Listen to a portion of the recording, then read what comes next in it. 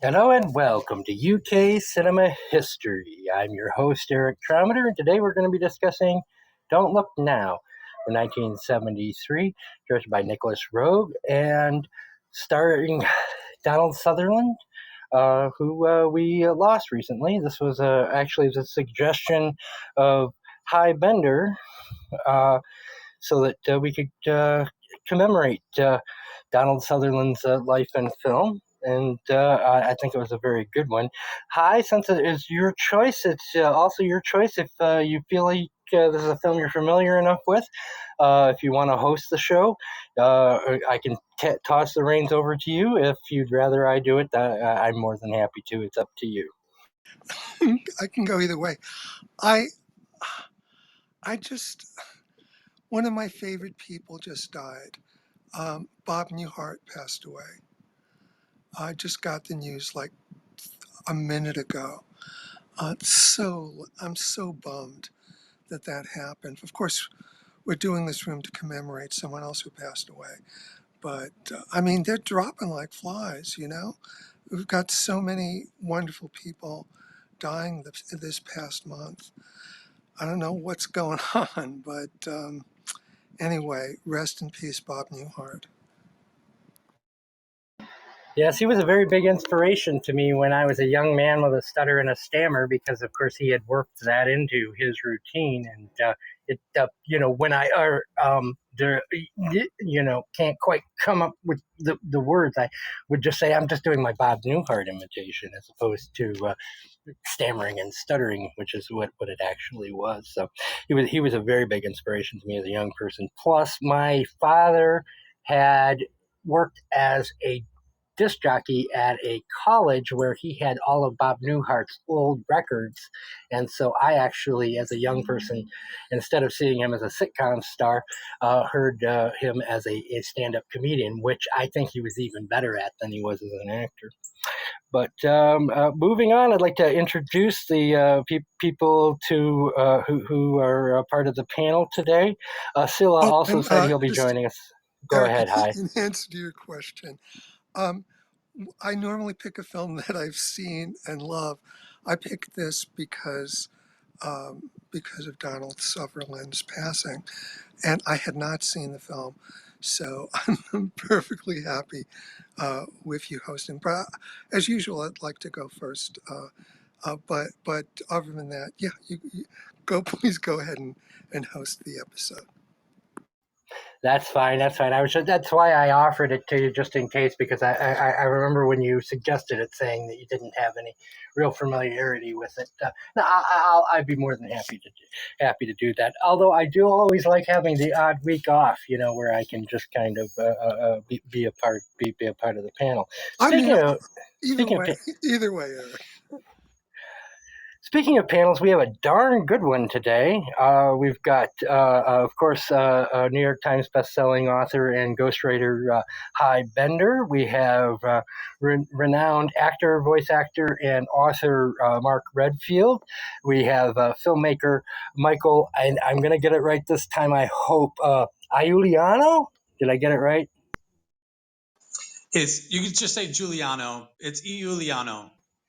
I'll get it right the fifth or sixth time, I promise. We have our It's so simple. You braggart! The voice you just heard was of course, regular panelist Sila Blume, and we were joined all the way from Paris, France, by co-founder Yassi Sophie. Yassi, before we get to High's opening thoughts, how are things in Paris? Is global warming tearing it apart the way it is tearing apart the East Coast of the United States? It's awful. Paris stinks. It's like all this mess for the Olympics, everything. They're trying to clean Seine. How is that even possible? Like, who would clean a river? I don't get it. Like, it's like you decide to clean Venice. Just let the city decay and like that. This is the, I don't know. I don't want to be like so cynical and pessimistic right at the get go of this episode, but seriously, the decay of this beauty of Europe, I'm witnessing it right now, and I'm a little bit jet lagged. And yeah, the theme of this movie, the main theme, grief. You know that it's not my favorite place to go, so yeah, bear with me today. I'm not very positive, and They should just get rid of that Eiffel Tower. Well, don't It's the they? actually the that's the only ugliest thing thing that I've they seen in should my life. keep. Don't they have to get rid of all The the only thing, sharks in the river? Isn't the river infested with sharks? I saw that documentary. It must be one true. It was more on thing the that I internet. can connect. One more thing that I can connect to this film actually is that after they lit that beautiful, I mean, if that was one landmark that I really loved in this city was Notre Dame, and after that burned down, after that tragic accident, now they're trying to restore and rebuild it, and that project is a disaster. What they're doing, and I think that is something that we can connect to this movie, which is, can we, if we restore these buildings, if we, fix the what the tragics of the war, the things that are deteriorating, are they the same? Are they, do they have the same significance as they have? Is this the same Notre Dame is that after the burn? What is going on there? I think that this is where you can connect it to this movie. I would like to point out that this episode is brought to you by the French Travel Bureau. Come see Paris. Watch it rot. Yeah, All right, no. let's get started because of course this is an important movie and we have a lot to unpack. I also, before I turn it over to Hi for his opening remarks, want to welcome Kathy Edge to the stage. Kathy, we always love any episode that you join us for, and thank you for coming. So we're going to But one start. more thing. Go visit Italy. Go to Venice. Because Venice, unlike this movie, is breathtaking. Venice is the go-to place. But don't go off season. Don't go when you have to like walk in a flooded city, like knee down to the water that stinks. And yeah, don't go off season, but go, yeah, in summer and early spring. Yeah, go visit Venice and Italy. Okay, good. So I can get some Italian tourist money for to make up for the loss of Air France. All right, we're gonna get started. So today's film is "Don't Look Now" from 1973, directed by Nicholas Roeg, starring the beautiful Julia Christie and Donald Sutherland. And we're gonna go in PTR order and get opening thoughts on Don't Look Now, and we're going to start with best-selling author and ghostwriter Hi Bender. Hi, what were your first thoughts on this film? Thank you, Eric. Uh, I mean, my feeling is we've done four in a row, four incredible movies in a row. So it's a wonderful streak. Of course, we mentioned last week the irony of our doing Wicker Man and now doing Don't Look Now, because they actually were initially packaged as a double bill in theaters when they were first released. And you know, they're that's it's an incredible double bill, and they do have some thematic overlaps. But and they're both masterpieces. So I'm thrilled that I mean, I'm not thrilled for the reason that we're doing it, which is the passing of Donald Sutherland, but I am glad that we're paying tribute to him with one of his best films and one of the best films in UK cinema. Um, Interestingly, one of the ideas for casting was Robert Wagner and Natalie Wood, who were a real life couple, but Larry Pierce was initially the director attached. But when Nicholas Roeg took over, He had Donald Sutherland and Julie Christie in mind from the beginning. And they initially, both of them were busy with other projects, but then fortunately, they both became available. Julie Christie loved the script, and she was keen to work with Nicholas Roeg, who was cinematographer on Petulia, which she'd starred in. And Donald Sutherland wanted to make the film, but he had some reservations about clairvoyance being depicted in a almost consistently negative light, and he thought the film should be more balanced and its view towards psychics be more balanced, and he wanted his character to survive. And Nicholas Roeg said, "Look, this is the script. You want to be in the movie or not?" So, and Sutherland decided to go with the script. But Rogue literally made an ultimatum to him. It's like, your character's dying. Are you playing the character? But this character's dying, whether you play him or not. Well, they ended up, being such great friends that Donald Sutherland named his son Rogue. And after a few days, Sutherland's wife had reservations. She thought it sounded a little like Rug, and she suggested they change their boy's name to Spencer. But then Nicholas Roeg came to visit them with flowers and chocolates, and he said, "Where's my boy?" And they said the Spencer thing. He said, "Oh, don't be ridiculous. His name is Roeg." and that was it. A director has power over actors. So their son was Roeg from that point on, forever. Um, the In terms of Sutherland's reluctance of his character dying, maybe he was a little bit prescient himself, because he could have died in the scene in the church where he's on the scaffolding and gets knocked off and he's hanging by the rope.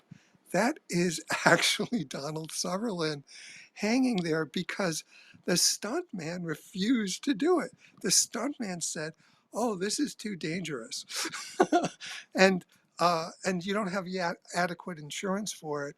I'm not doing it. And they only had the church for that one day. So it was Rogue, was didn't know what to do, and someone said, "I'll do it," and so he did. And later on, he was talking to a famous stunt coordinator, Vic Armstrong, and he was saying, and Vic Armstrong said, "That was a really dangerous thing you did. You were really brave to do that." And Sutherland said, "Oh, I was attached by a Kirby wire as a precaution, so I was safe." And Armstrong said, "A Kirby wire was not designed for that. You know, where you're twirling around? That twirling will cause a Kirby wire to break." and and so Sutherland could have easily been killed. But anyway, thankfully he was not. Um, some other interesting things. When Sutherland says, early on in the scene in the house, talking about, well, if the earth is round, why is the surface of a pond flat? And Sutherland says, "Nothing is what it seems." That's a critical line of a film, because that's in some ways the theme of the film. And it took him 15 takes for him to save a line to satisfy Nicholas Roeg. Sometimes one line is much harder than a bunch of lines. So I thought that was interesting. The sex scene is famous, and Sutherland and Christie met for the first time on the set, and the first scene they shot was a sex scene, because Nicholas Roeg wanted to, quote, "get it out of the way." And so Christie was reportedly terrified to do it, But there was, and by the way, the sex scene was a last minute idea of Roeg because he felt that they were having too many scenes of a couple arguing. And so he wanted a scene where they were doing the opposite of arguing. And most of his scenes around it were improvised. And it was heavily directed. The sex scene itself was not improvised at all. Sutherland said it was generally like shot in 15-second bits, and Roeg was directing him for everything, like touch her nipples, do this, do that, and two cameramen hovering over them. So it was not at all a sensual environment, but then they edited it to be what it is, which is one of the most famous sex scenes in film history. Also, some echoes. Donald Sutherland is also famous for being in Ordinary People, which has to do with a couple dealing with the death of a child by drowning. Julie Christie and Donald Sutherland was reunited as twin leads almost 20 years later in The Railway Station Man. And I think it's really interesting that, one other thing about the sex scene. Reportedly, Warren Beatty was at a dinner party with Roeg, and he invited him to step outside. And Roeg did, not suspecting anything. And he didn't know that Beatty was angry because he'd heard these untrue rumors that Roeg had cut together his own porn reel of outtakes from a sex scene that he was showing to his friends. And Beatty was dating Julie Christie at the time. So 6'2" Beatty punched the much smaller Roeg in the face, and then um, uh, he helped him back into the party. So that's one of the unfortunate incidents that came of the sex scene. But again, the rumors were totally made up. There was also rumors that they had actual sex, also totally not true. Um, let's see what else I wanted to mention. Venice is an incredible character in this film and is used amazingly because the film, first of all, you're talking about a drowning, so then they spend all their time in the city of water, and also you have the potential of resurrection of their child maybe rising from the water. Uh, but also, when you have water, you have things that are happening under the surface that you're not aware of. And that is a metaphor for the spiritual world, for the world before we come into this one and after we leave this one. And part of the conflict in the film is that Julie Christie's character is very interested in the blind woman who has second sight and interested in what she has to say about her daughter's life in the spiritual world as a spirit, and that she's happy. Whereas Sutherland is saying, she's dead, dead, dead, dead. And he refuses to acknowledge the possibility, except then he goes and pursues the person in the red coat. And so on some level, he hasn't given up either. He's still hanging on too. He's just in denial of it, and he's dealing with more of a physical plane, whereas his wife is dealing with it on a spiritual level. And you can see who ends up better off in the end with that. When there's a funeral for him at the end, his wife's face is surprisingly calm and placid. I mean, she's not in grief. She seems at peace in a way. And I think that's because she's with the two sisters, and she's accepted that dying in this world is not the end. That in a sense he was reunited with his daughter as a result, and that they're both.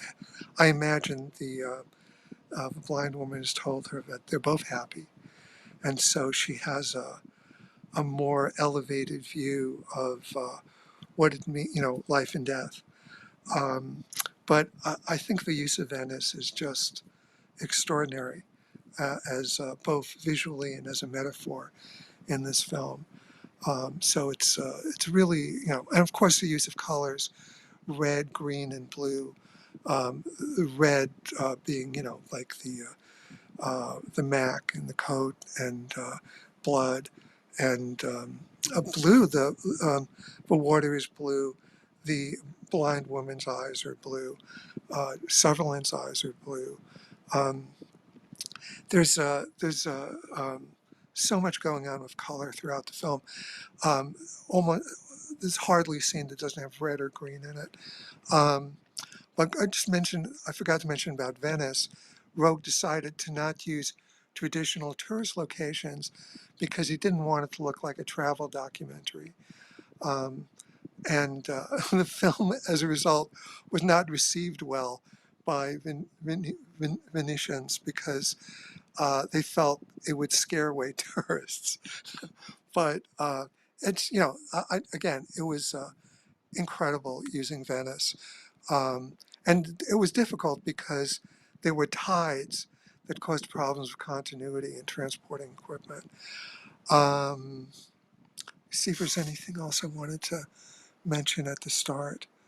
Um, oh, um, just the way that Sutherland and Christie had a wonderful connection as wonderful actors. Um, there was in the church when John is in denial and Laura can't let go of her daughter. There's 2 pages of dialogue of them arguing about it to talk about their grief. And during a break in the filming to set up equipment, Sutherland commented he didn't like the church, and Christie said he was being silly and the church was beautiful. And Roeg heard that, and he felt that was more true in terms of what the characters would say than the 2 pages. So he threw the 2 pages out, and he just had them say what they said were saying spontaneously to each other. Um, and the editing is jarring on purpose. The editor, in an interview I watched, was talking about he made some scenes a little too long. He made other scenes cut a little too abruptly. And then he had like a scene when she's in England and they're talking and they close the door and we hear them continuing to talk with the door closed. It's like he's purposely making us feel unsettled throughout with those editing techniques. Um, Similarly, the dialogue being in Italian and not having, excuse me, and not having subtitles, it's also a way to increase our feeling of confusion and things being out of control. I'll just add, this was an immensely successful film, um, one of the biggest box office grosses in the UK. And it's also really respected. British Film Institute ranks it as number 8 in its top 100 British films, and at times ranked at number 18 of 100 greatest films. It was shot in 6.5 weeks, which is kind of amazing to me. Um, yeah, I will leave it at that. I think it's a magnificent film. I I've been hearing about it for years, but I'd never seen it. Partly because if I'm being entirely honest, I'm squeamish about horror because I'm sensitive. But I just love this film, and I'm so grateful to have seen it. Though again, not happy about the reason We will all deeply miss Donald Sutherland. But Eric, thank you for accepting my request to do this. Thank you. Hi. Before I turn over to Mark, I wanted to welcome uh, Shona Charlton to this stage. Shona was in Don Field's room before this, and Don was asking me why we had this room, and I was made a point that it was because I thought that UK film was as good as French or Italian cinema, but not enough people know about it. And Shona said, well, better than the French, which to which I said, the spirit of 1066 lives on. Yes, yes, yes. But Shona, we're going to go in PTR order, so you're going to have to wait a minute, but we appreciate you coming here. We really do. And I definitely appreciate the shout out in Don's room. Speaking of which, Mark, you really had my back there, and I really appreciated your eloquence in expressing what this room is all about. So we're going to turn it over to you, Mark Redfield, and your thoughts on Don't Look Now. My first thoughts are I should have been taking notes while I was speaking. This is a bloody marvelous film. I love this film to pieces. And I like Nicholas Roeg as a director very much. This is one of those films that I do not remember the first time I saw it. It seems like I've always known it as an adult. I've seen it multiple times. At the time of this recording of us being together now, it is on Criterion. The Criterion Channel streaming. There are a number of great British films, and they just introduced some new ones. But I've seemed to have always known this. However, the first Nicholas Roeg film I know that I saw in the theater was Walkabout. My dad took me to see that, and I think that's what, 71 or something. And 72. It was the year before this. the It year was the film before, you made right before this. Jenny Agutter, and it as a kid it bowled me over. And in hindsight, as I grew up, you know, there are techniques that the cameraman and that Roeg and the editors are using that are put into, and I mean this in a good way, in a very self-conscious way for Don't Look Now. Um, I can jump all over the place. So let me some thoughts that inspired. Can I ask something, Mark? Can you Yes. look from the rhetoric of terror? There's a chapter in your book is virtual trauma and the true mourning. Can you? I thought that is very relevant to this movie. I think there's a little confusion about that book. I don't think that's my book. Yassi. When we had the exchange the other day, you had listened to the collection, the audio book, the collection of poetry. That then the mention of the book Reign of Terror threw me. So we'll come back. So okay, I didn't write I will that. refer to that chapter of that book. Yeah, I didn't write that. And sadly, there's absolutely no way of ever editing audio, so that's going to end up in the podcast because, of course, as we all know, editing audio is impossible. Of course it is. So just a couple of thoughts that were triggered by High's extensive, wonderful notes. The sex scene, there isn't one on the planet that isn't cold and mechanical in the shooting. And hopefully the way it was shot, the way it was lit, the way it was edited, that is what brings indeed some heat to the thing. The actors, Julie Christie is marvelous in this. There's a naturalism that they both have. Donald Sutherland is one of those actors that I adore. He's like Jack Nicholson, where he can be incredibly naturalistic, and he can either dumb down, he can dim the light, or he can play super brilliant. He has this marvelous range. And it's interesting how you had mentioned that one of the things he was concerned about, wanted to discuss, was the idea of the clairvoyance that comes into play in this film.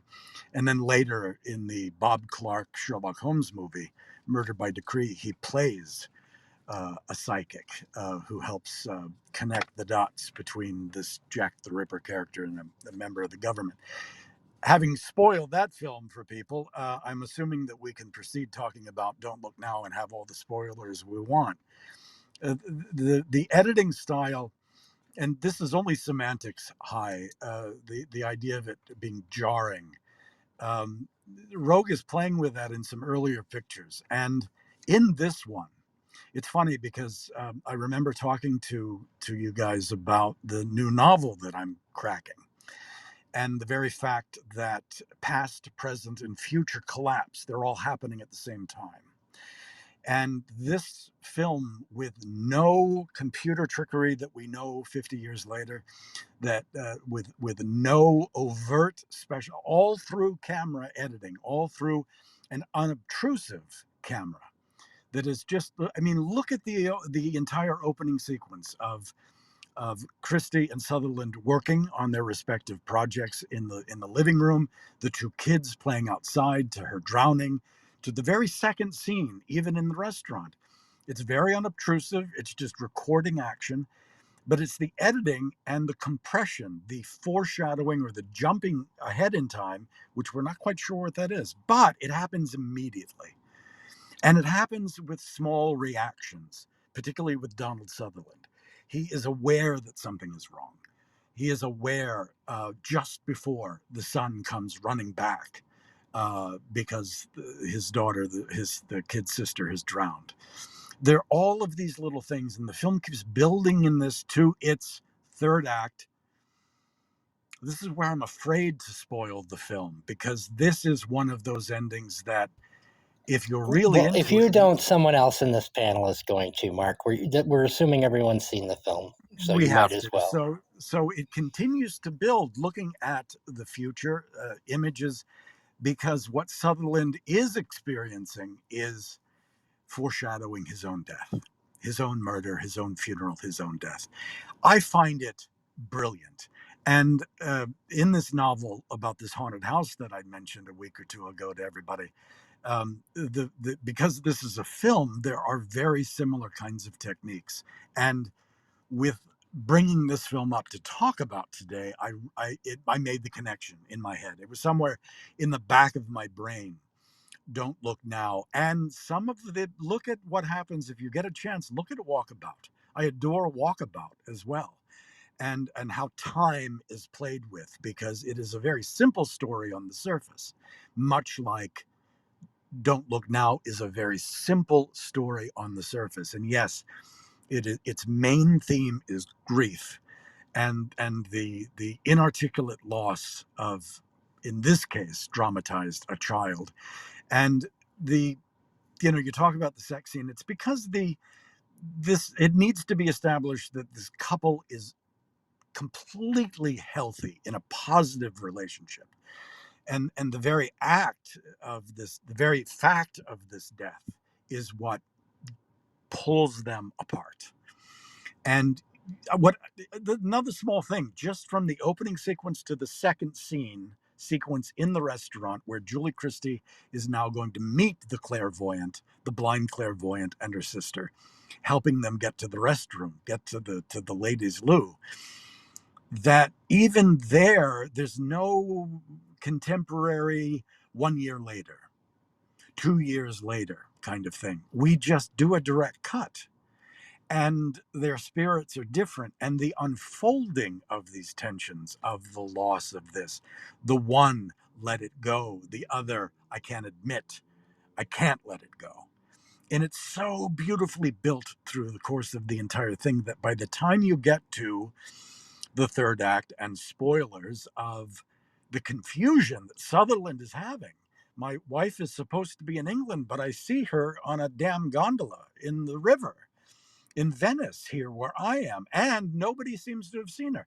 Now this other mystery is unfolding, and at that penultimate moment when he tracks down the the child in the red jacket, which is very similar to us, what we remember his daughter wore when she drowned, and turns the figure around, and it turns out to be this killer that was on the loose and kills him. Now, if I were what you just heard come out of my mouth, if I were pitching that, it would be so dumb. It would be so pedestrian sounding, but it's so well finessed. And I think the last thing I'll say in opening words is to remember that it is based on a Daphne du Maurier short story.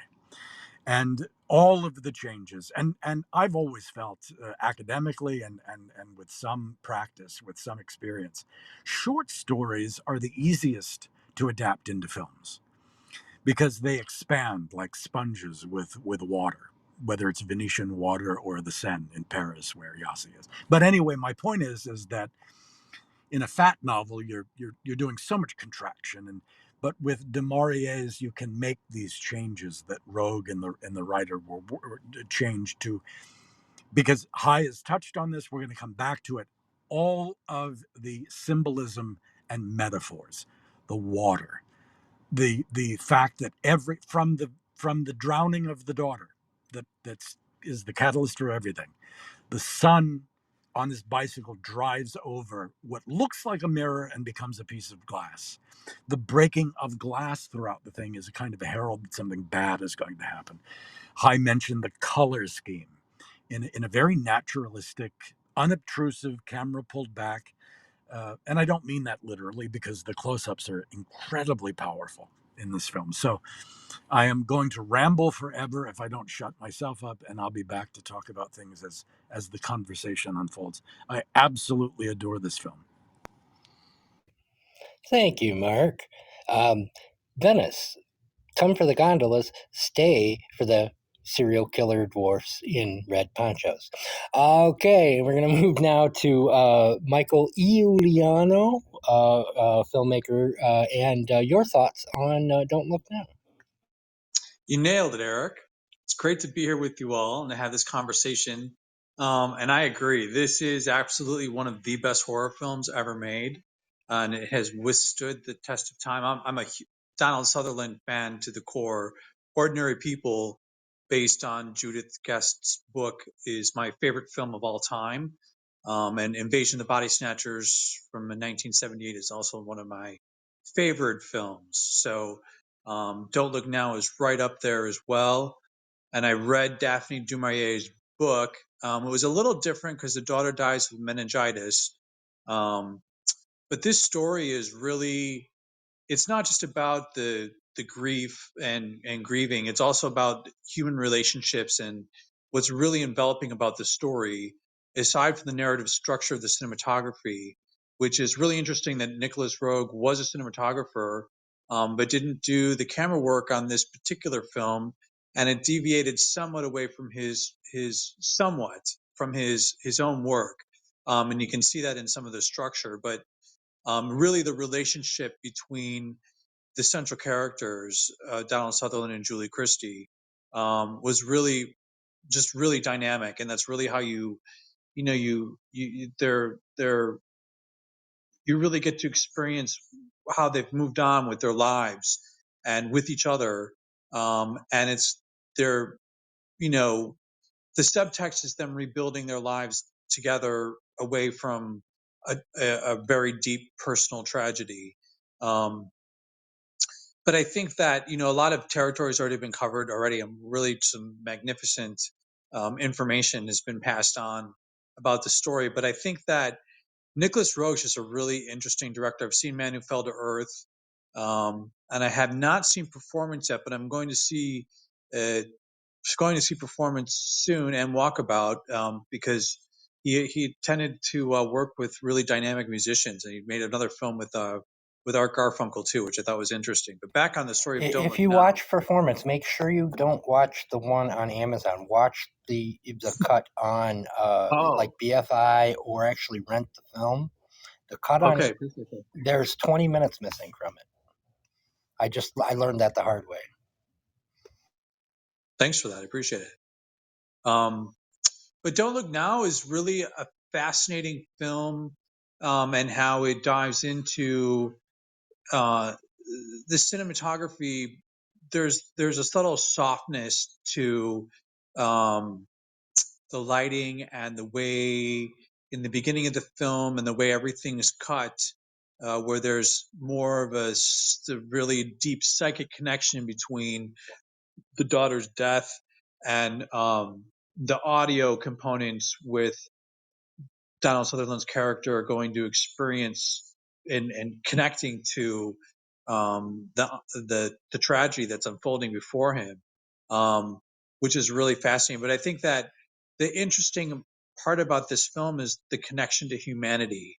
I think Nicholas Roeg really captured some interesting techniques where most filmmakers do not connect to the secondary characters. Like, for instance, when he leaves he goes to check to find out if she's back in town, and he goes to the Italian the hotel homeowner's like apartment, and he's upstairs with his mother talking, and Donald Sutherland's character comes in, and then he leaves, and then we have another clip of what's going on in that home with the Italian character.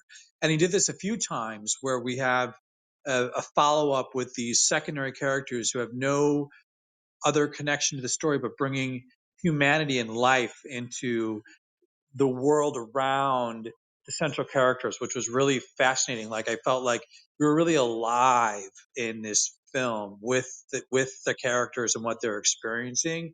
Um, and the narrative structure with the camera work is just brilliant. Like, aside from all the cutting and the somewhat abstract use of film editing, there's also very direct influences with the camera. Where, for instance, when he goes to talk to the Italian police, I don't know if he's a sergeant or whatever, police chief, and the camera, they're having a conversation, and if you notice, if you go back and watch the film, Donald Sutherland's, like, the camera that they and the lens that they used on him really enlarged his image. So he's really taking over the center of the screen. But the other character, the police chief, is much smaller in size, but the camera dollies in to a push into the police chief as he's sitting there drawing. We don't know what he's doing yet, but he's doing something at his desk with a pen, and it zooms in to him, and then all of a sudden we see what he's doing, and that he's drawing an image of of Donald Sutherland's wife. And this was something that was really brilliant about the cinematography and the camera work, which throughout the film there's different. I don't want to start picking apart like scene by scene, but there throughout the movie there's different components or different scenes where this camera work is used as well. Like, where we're in with the the um, the bishop, and it cuts to the camera dollies in and pushes into some like artifact on the wall or something like that, just to like really pops into your mind where you're at and what you're experiencing with the characters. um Very brilliant film. I loved watching this again. This is the third time I've seen it. The first time I saw it, I actually rented it from the New York Public Library, um, and it's a treasure. It's one of the great horror films of all time. So thanks you for giving me this opportunity to share my views on the story. Thank you, Michael. Hopefully, you can stick around because, of course, we'll be having some open discourse as soon as we go through the PTR. Yassi, you're next in PTR order. Did you want to go now, or did you want to kind of sum it up so that you can kind of bring bring all the points together the way you have been doing? Yeah, I'll wait till the end. Very good, very good. Yazzie is a co-founder of this show, and she rather likes getting everybody else involved, which I really appreciate. This show would never be as good if it was just the two of us wanted to hear our own voices speak. Sila Blume. I want to start with Sila had back-channeled me about the importance of being able to rewatch films yesterday, and I had back-channeled him back saying, but you can never watch a film for the first time twice.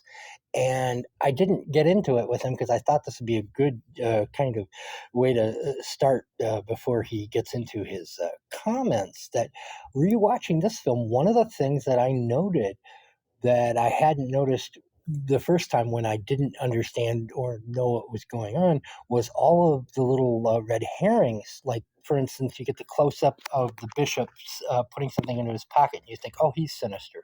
You get the two girls or the two twins women cackling, thinking, "Oh well, are they malevolent figures?" No, they turn out to be benevolent figures. You get the whole deal with the pictures, which you think is going to be very very important, especially when you're talking in terms of the blind woman, which it doesn't turn out to be. They're all there to kind of throw us off the track. And so while I think this film it is vital to watch it a second time, it really doesn't have that enjoyment factor for me the way it did for the first time, which is nothing against the film because, as I said, you can only watch a film for the first time once. But I do think one of the things that and this is when I'm going to turn it over to Sila. One of the things I think that Roeg does rather brilliantly here that he didn't do in either Performance or later The Man Who Fell to Earth was make a film that you can just kind of sit down and consume and maybe, if not understand in one viewing, that you get a complete and total picture of what the filmmaker was trying to say. But on that note, Silly, your thoughts on Don't Look Now? Well, thank you very much. I will start by um, adding to that point. You wrote, yet you can only see a movie for the first time once. And I replied to that, but you can never understand and grow for the last time. And I want to focus on that. Um, this is the first time I see this film. I knew nothing about it except that I knew the names of the main actors. And the only thing I knew from Roeg was the one with David Bowie, The Man Who Fell to Earth. I see some um, similarities in the way he tells the story, if there is a story to tell. You all know that I have problems with stories as a concept, but I'm amazed, especially with this film,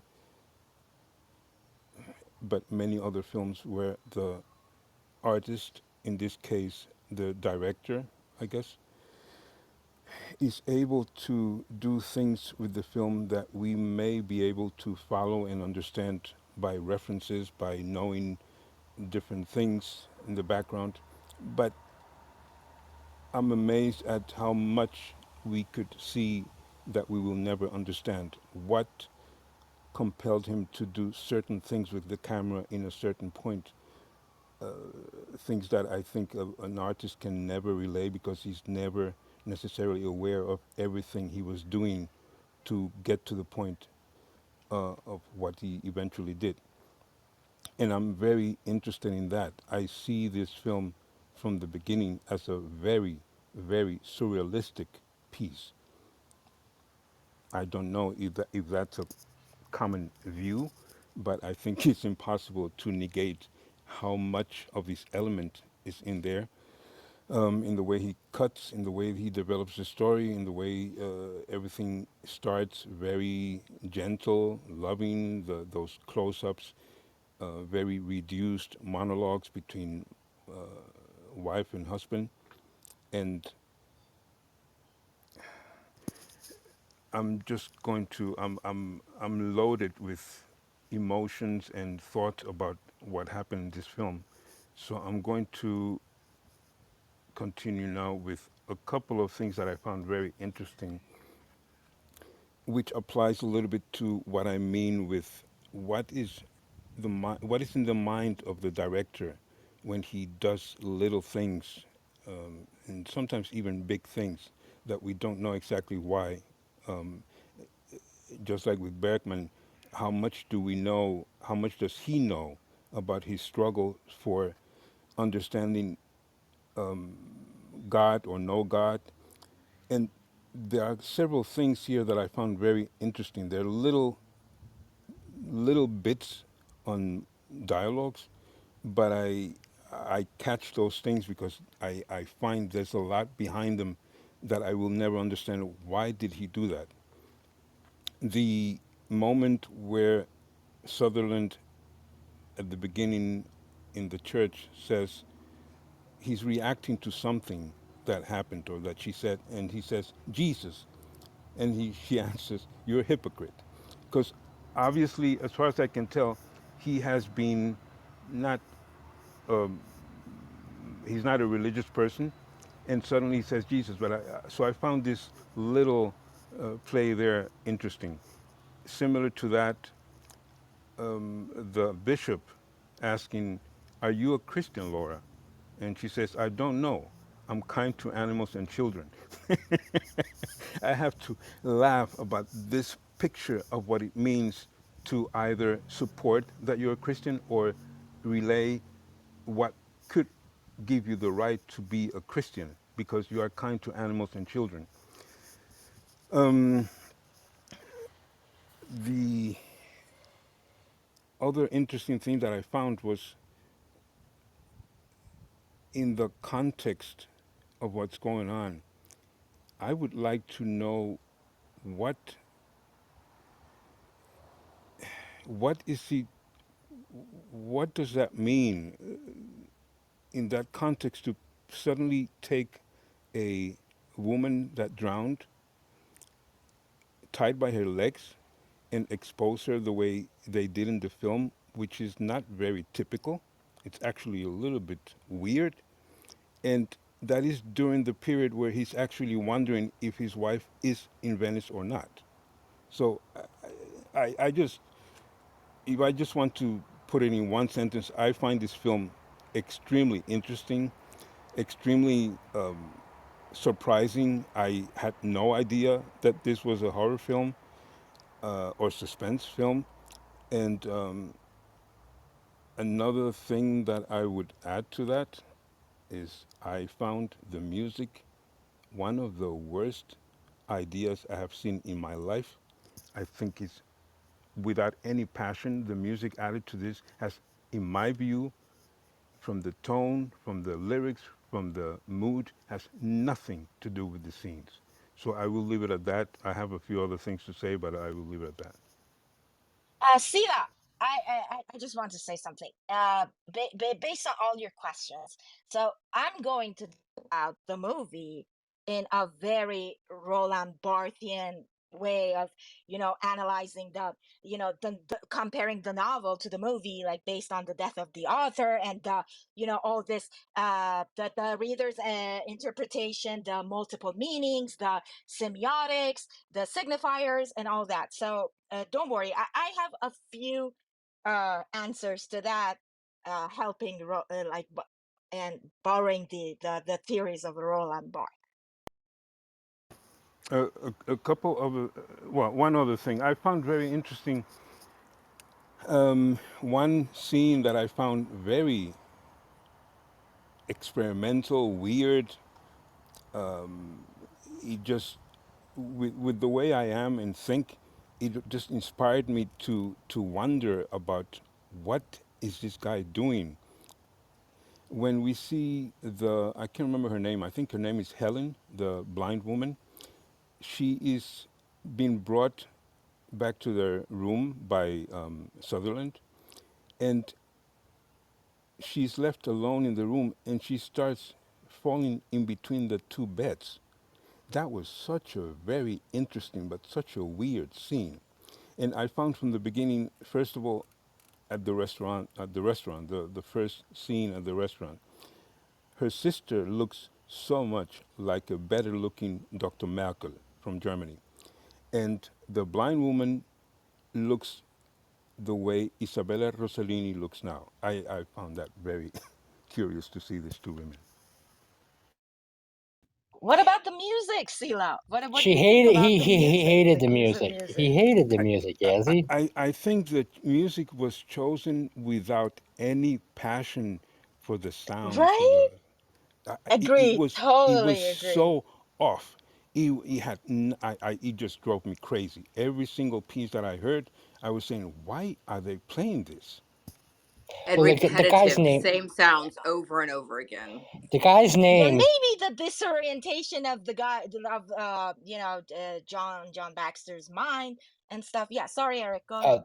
The the guy's guy's name. name is his nickname is Pino, but it's Giuseppe Donaggio, and he did a lot of work with Brian De Palma. He's famous for the Carrie score, but he is probably one of the worst composers there is. But it is interesting because if you listen to his violin work, he's a very good violinist. So, but the two talents don't necessarily combine. But yeah. Yeah, well, many things have nothing to do with the other. For example, Martha Argerich, I don't know if she's known to all of you here, but Martha Argerich, she's still alive in her early 90s.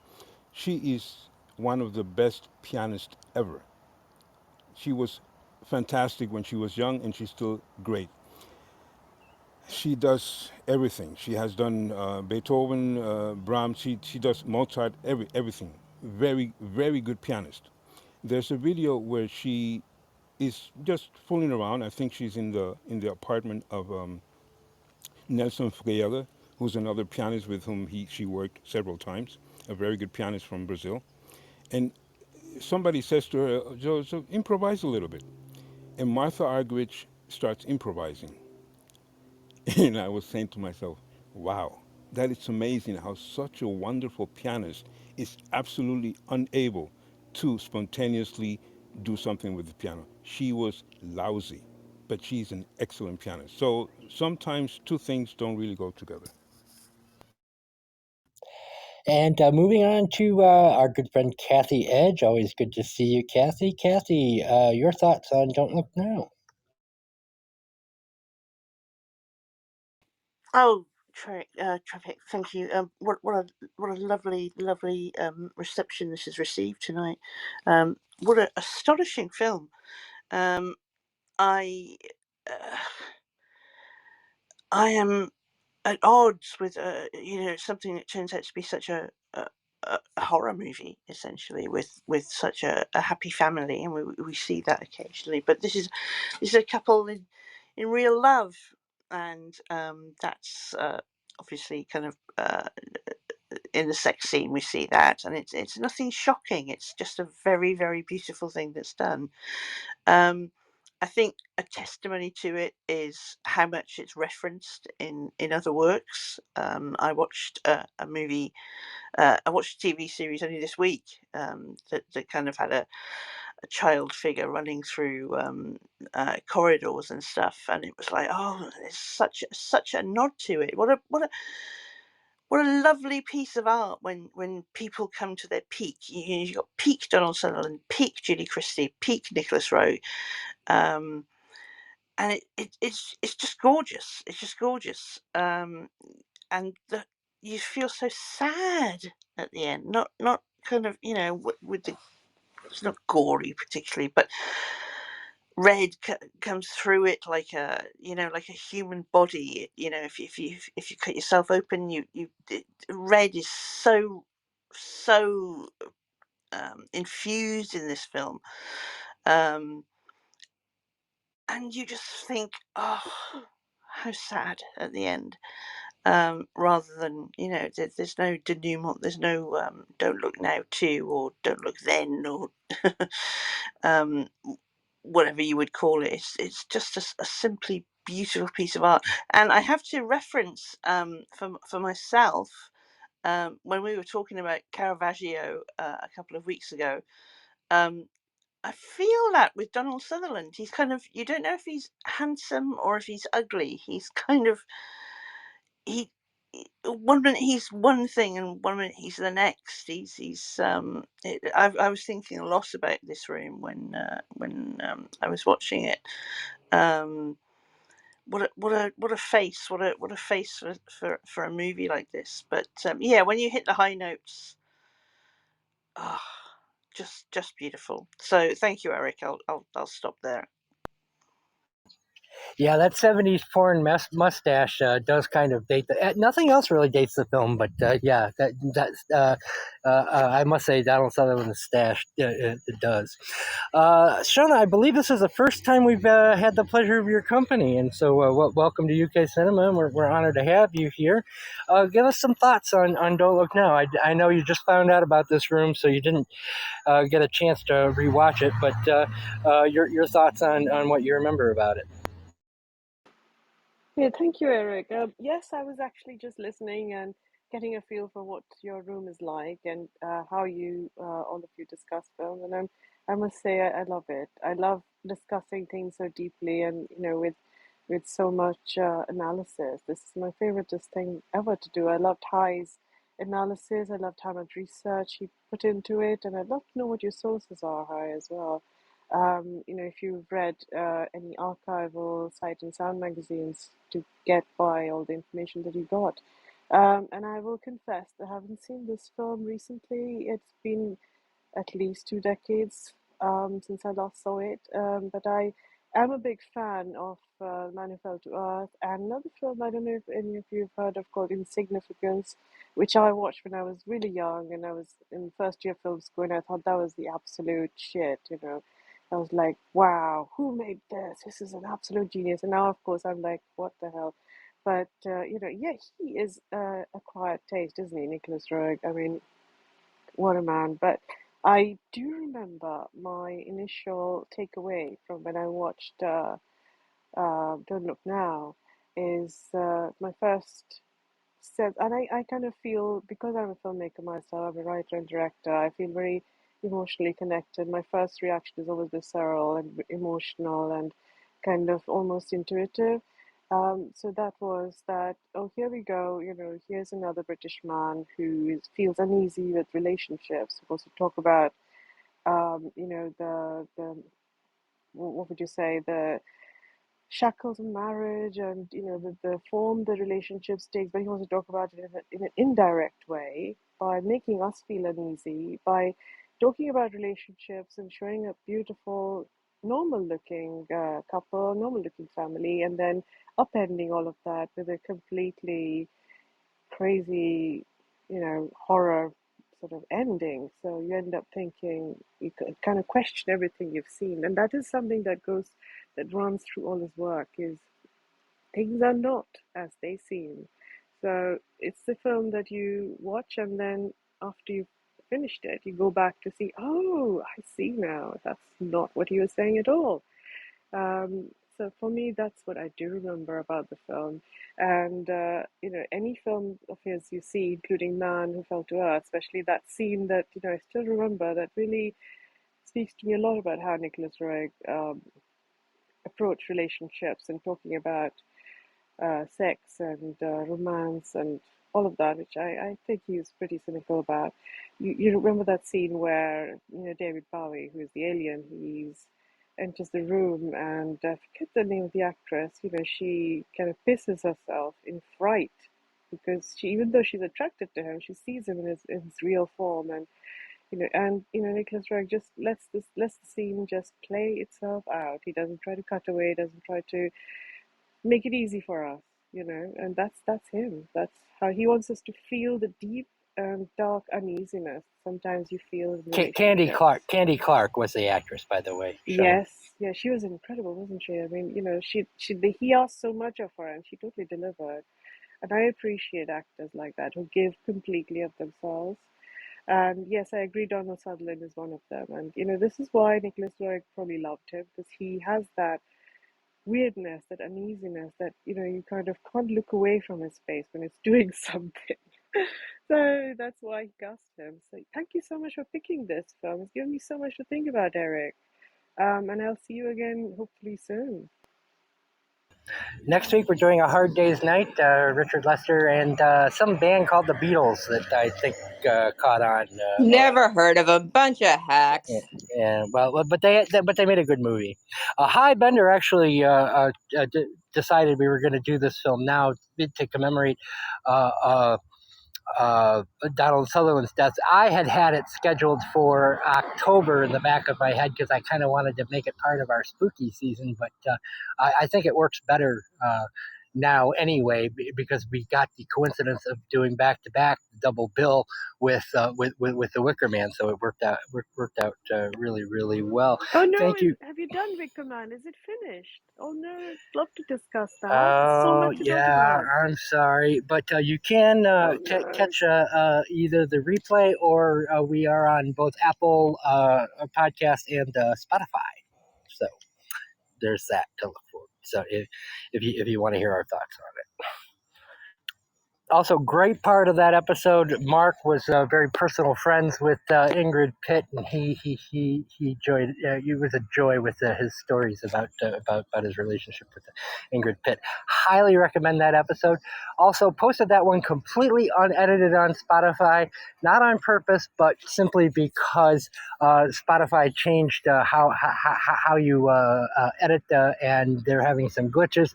So unfortunately, it runs about 2 hours and 45 minutes. I wish I could have divided it up, but Spotify is going through some changes right now. So I apologize for that. I say just kind of listen to it in 1 hour chunks, but it's definitely a worthy listen. Hillary! Erica, I disagree with you. I think it's better to have an episode its an entirety than splitting up. Hillary, I'm super thrilled to see you. I've been worried about you. I'm so happy to see you here today, and I can't wait to hear what you have to say. But mostly, I just want to hear your voice. Aw, thank you. Yes, we got power back 2 days ago. So hallelujah. If there are any interruptions with you guys being able to hear me, somebody please say something because a lot of the cell towers and stuff are still that are down or messed up. So I'm having a hard time connecting and staying on Wi-Fi. Just a quick update for anybody who didn't know, we were I'm in Houston, so we've been having some issues with a hurricane and the aftermath down here. But that's not part of the show. We're going to talk about the movie. So I remember seeing this movie a long time ago. I don't remember when, but I know I saw it with my father, so I had to have been like the 80s, I guess. And at that time, That had to be awkward for the sex scene. I'm just saying. here's the thing. I don't remember that at all. I don't know if he knew it was coming up, maybe sent me to go get popcorn or something. I don't know. I do not remember a sex scene in this the first time I watched it at all. Maybe it's the way the brain works. Maybe I've just like blocked it out. But I honestly don't think he would have let me watch that. So I don't remember that being in it. What I do remember is drawing a parallel between this and I think Victoria in the audience might be the only person knowing the movie, or maybe I don't know, Marcus, that I'm talking about. But do y'all remember a movie? It was by Disney. It's called Watcher in the Woods. Old, not Betty Davis. Yes, and the ire that it's not on Disney Plus. Yes, because I wanted to That show my and son, and I cannot find this movie anywhere. yeah, that and Something Wicked This Way Comes. For God's sake, Disney, get it together. Right? So, and we're done with Star Wars. Stop it. Stop making new stuff. Sorry. Anyway, so the sorry, Yassi. So this movie, for whatever reason, I drew a parallel with the Karen character, the flashing of the back and forth, the confusion of what's real and what's not. And also with um oh no, I can't think of it. The Jack Nicholson, Johnny, freaking what the hell's the name? Stephen King. Somebody help me here. The Shining? Thank you. I'm sorry. I have not been sleeping well. So yeah. So I drew the parallels between those two things, and I don't know why. I don't know if it's because the young child, the red coat, whatnot, but for whatever reason, those three movies tend to like bunch together in my little categories I have in my brain. So I rewatched it a couple weeks ago, or whenever you had mentioned that we were gonna watch it. I before the storm, I watched it, and it's interesting when you can look back and see movies that you now know must have been influenced by that movie, like The Color Red and M. Night Shyamalan's movie, with kids like I See Dead People. So there are a lot of parallels that I see influence definitely came from this movie. We talked about motifs. People were mentioning the glass breaking, the color red. Water was one of the water was a big one. Even down to the where he asks for a glass of water right before he dies. It's like it seemed like there were a lot of fears that as an adult I can recognize now. I didn't have these fears as a kid because, fearless. Um, but as an adult, you don't walk too close to water. You might fall in. You might drown. You don't, there are many things you don't do. You don't climb up a scaffold, idiot, without proper, harnessing and stuff. There's so many things you don't do as an adult. You know not to do these things. And yet when someone does risky behavior or things like that, we're shocked. Oh no, he really did fall. Oh no, this really did happen. And there was a lot of gasp moments in this movie, watching it as an adult, where I was just ready to yell at the scream. I think I did scream at one point when the scaffold broke. I think I let out a little yelp. I get very into movies, so I get very affected by them. Even though I knew how this movie was going to end, I still had my jump scare and it still affected me. I feel like this movie was further along as far as graphics go. Was it Mark that mentioned how there's no CG in this movie? I mean, like none. And you're watching it and I'm like, how did they do that? Like, when the scaffold breaks and the glass and all that falls down, it doesn't look like there's a glass or anything above the cameraman. And as as a filmmaker, I'm watching this stuff going, how the hell did they do? I'm taking notes. How did they do it? I miss that kind of intrigue and fascination with movies that you had back in the day. We don't have that now. We watch a movie now and we naturally assume, unless it's Tom Cruise, all of this shit's done on computer. None of it's real. There's just no more gasp. There's no more, I don't know, intrigue, I guess, and curiosity when it comes to movies. You just assume that it's all done CGI. And I love the moments in this movie that are very nuanced. And the director and the cinematographer of this deserve all the accolades they got.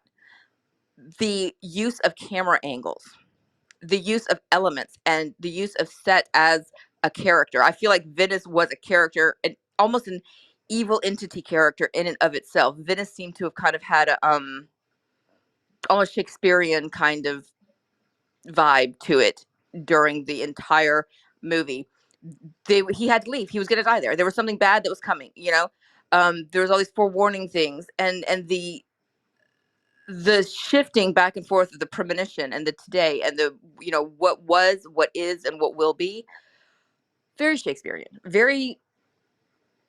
I don't know. I don't think I got it when I saw it the first time. When I saw it the first time, like I said, I made the parallels with that and Watcher in the Woods. It didn't hold the same fascination as it does as an adult. But then again, at that time, also, all movies had that kind of special something to them. Anything with any kind of stunts or whatnot were Raiders of the Lost Ark. Things where you're just like, oh, and then you spend half the movie trying to figure out in your head, how did they do that? How can I recreate that? And so many of us as kids recreated these scenes and whatnot for movies like Raiders of the Lost Ark, things like that, trying to see how did they do it. I miss that, y'all. I miss that about movies. And I love that we are getting the chance as adults to go back and to rewatch these movies from our past and to be able to feel that again, that fascination with it. The movie for me hit on a lot of points that emotionally are terrifying. It brought up old stuff. And it really makes you chew on it for a minute. This movie allows you to process and it allows things to sit with you for a second. So many things today are just bam, bam, bam, bam, bam, bam, bam. And you don't get to process until well after the movie. This movie allows you to chew on each and every hit. You feel it, you process it. And it's just a brilliant freaking way to have written this and to have I, so many props go again to the crew and the sets and the everything they did in this. It just all works. Nothing in this movie didn't work for me. um I even had the large Marge jump scare thing, even though you know what's coming. Every time you see it, you're just like, whoa. So the ending still had that kind of factor, even though you know what's coming. It still makes you kind of the hackles in the back of your neck rise, and you're just like, oh my god. So anyway, so for me, I love the making of this movie. I would love to watch a director's cut of this movie. I still don't know what the hell they said in Italian, and I even tried to watch it with my CC on and stuff like that, assuming that these days I would be able to find out what it said. No, no, it still doesn't tell you. So thanks a lot. Anybody speak Italian? Would you like to know? Yes, I do. I so badly want to know. Okay. By thumbs up, who wants to know what was being said in Italian and who wants to keep it in a mystery? Put your thumbs up, people. Come on. Okay, you can tell me later privately then. No. Well, some translations were inaccurate. No, I'm talking about what they were actually saying, not what the translations were. So basically, the running joke in Italian is they keep inviting each other over for dinner and coming up with excuses as to why they can't make it. That's the biggest thing that is going through. But there is one great joke that, if you know Italian, which is when they're going out to eat right after the two of them have had sex, the Italian says to him, "Haven't you already eaten out tonight?" Because he'd overheard them. I wouldn't have gotten that as a kid, but that's hilarious as an adult.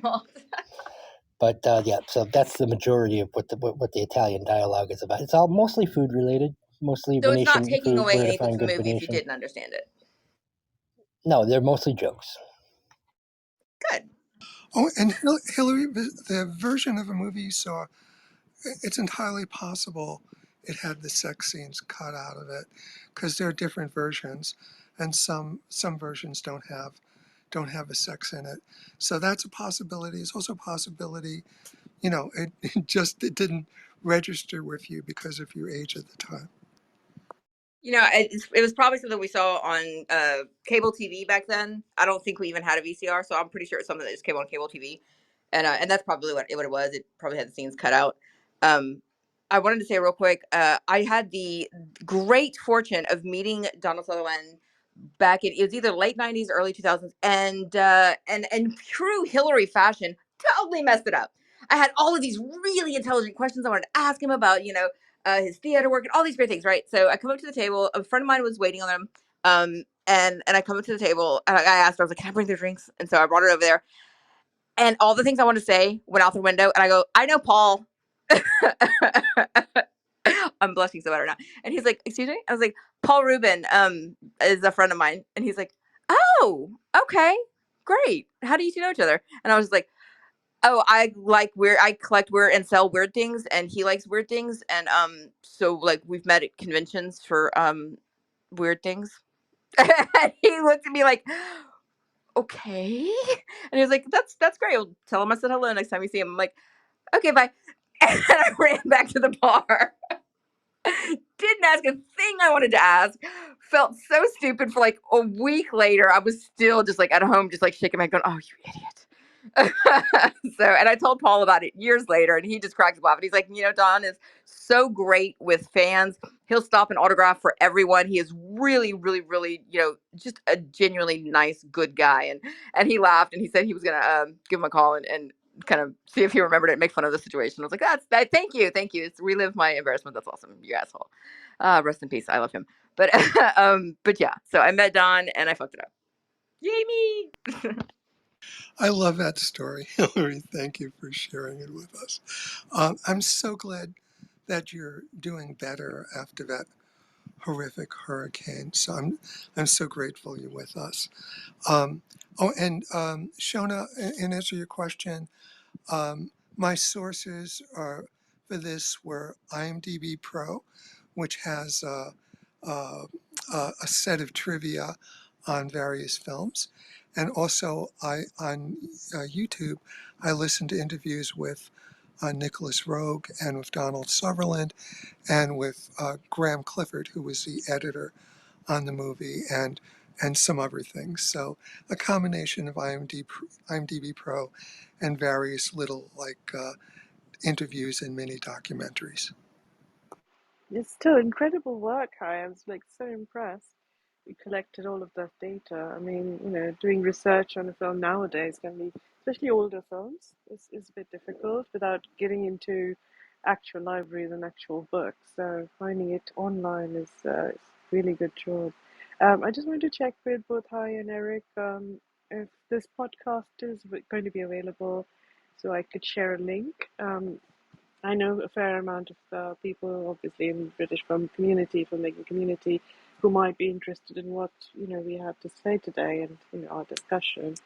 So, is this going to be available somewhere that I could share?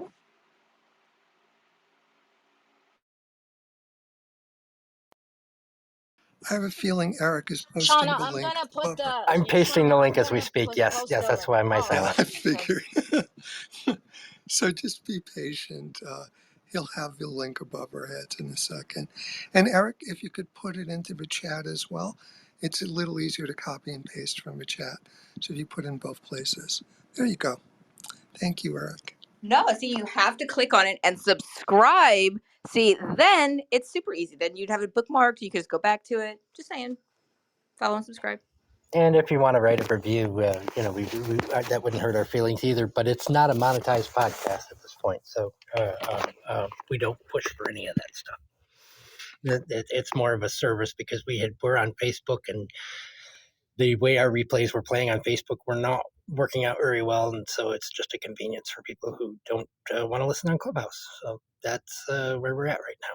But thank you, Shona. I did want to follow up on something that Shona said before we go to Yassi's kind of summing up. When she was talking about the relationships in this and how it shows relationship. My favorite scene in this film is the one where they get as close as you can to fighting when uh, Sutherland says, listen to me, and Christie says, oh, I listened to you, and basically, and that it was okay for our daughter to play near the pond, and she drowned, and you think, oh my God, this is going to turn into a huge fight, but it doesn't because. And you learn so much about the characters in that scene because Sutherland realizes that's grief speaking because he knows this woman so well and because their relationship is so solid.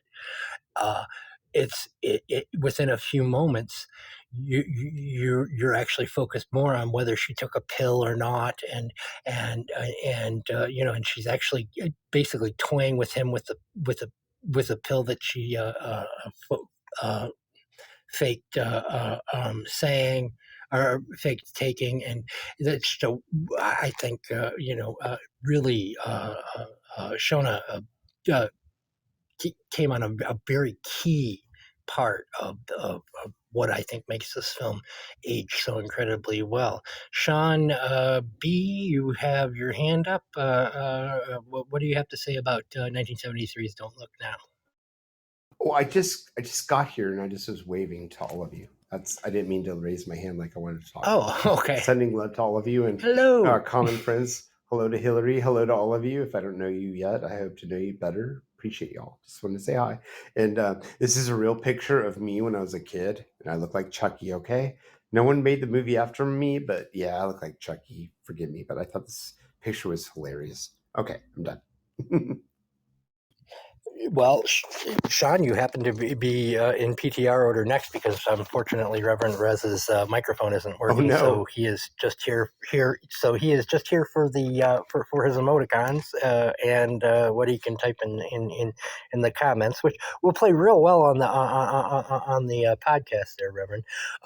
So, what is the topic, Sean, and how can your I thoughts on the contribute to film? the conversation? That's the question then, because I just got here.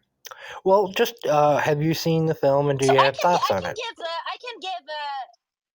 I can give Sean a time and just want to connect one important theme in Don't Look Now with the whole Star Wars, especially in the new Star Wars, and it's the illusion of truth and this clairvoyance. The different mm, perspectives, the different views that also we talked about it on the Wickerman. This phenomenon that keeps repeat in Star Wars that in this in the acolyte, at the beginning, and also with the Luke training, it says that they put the they close their eyes and say try to view things differently. Try to see beyond the physical vision. And what happens also, this emphasizes in the intuition, and to transcend this physical side. That theme in Star Wars, and the understanding of insight more than the eyesight. So it's also the theme in the Don't Look Now. So it plays a key role in the narrative, that explore this idea of seeing things beyond ordinary. Props Yazzie on getting Star Wars, and now you just have to sneak in David Fincher somehow. Sean, go ahead. It's like the dark side. The dark. There's the Force, and then there's the dark side, right? In Star Wars, like it's always like good versus bad, and it's interesting if you really think about, um, if you think about it, like technically speaking, well, just historically speaking, you can't have good without bad. And so it's always like the good guys versus the bad guys.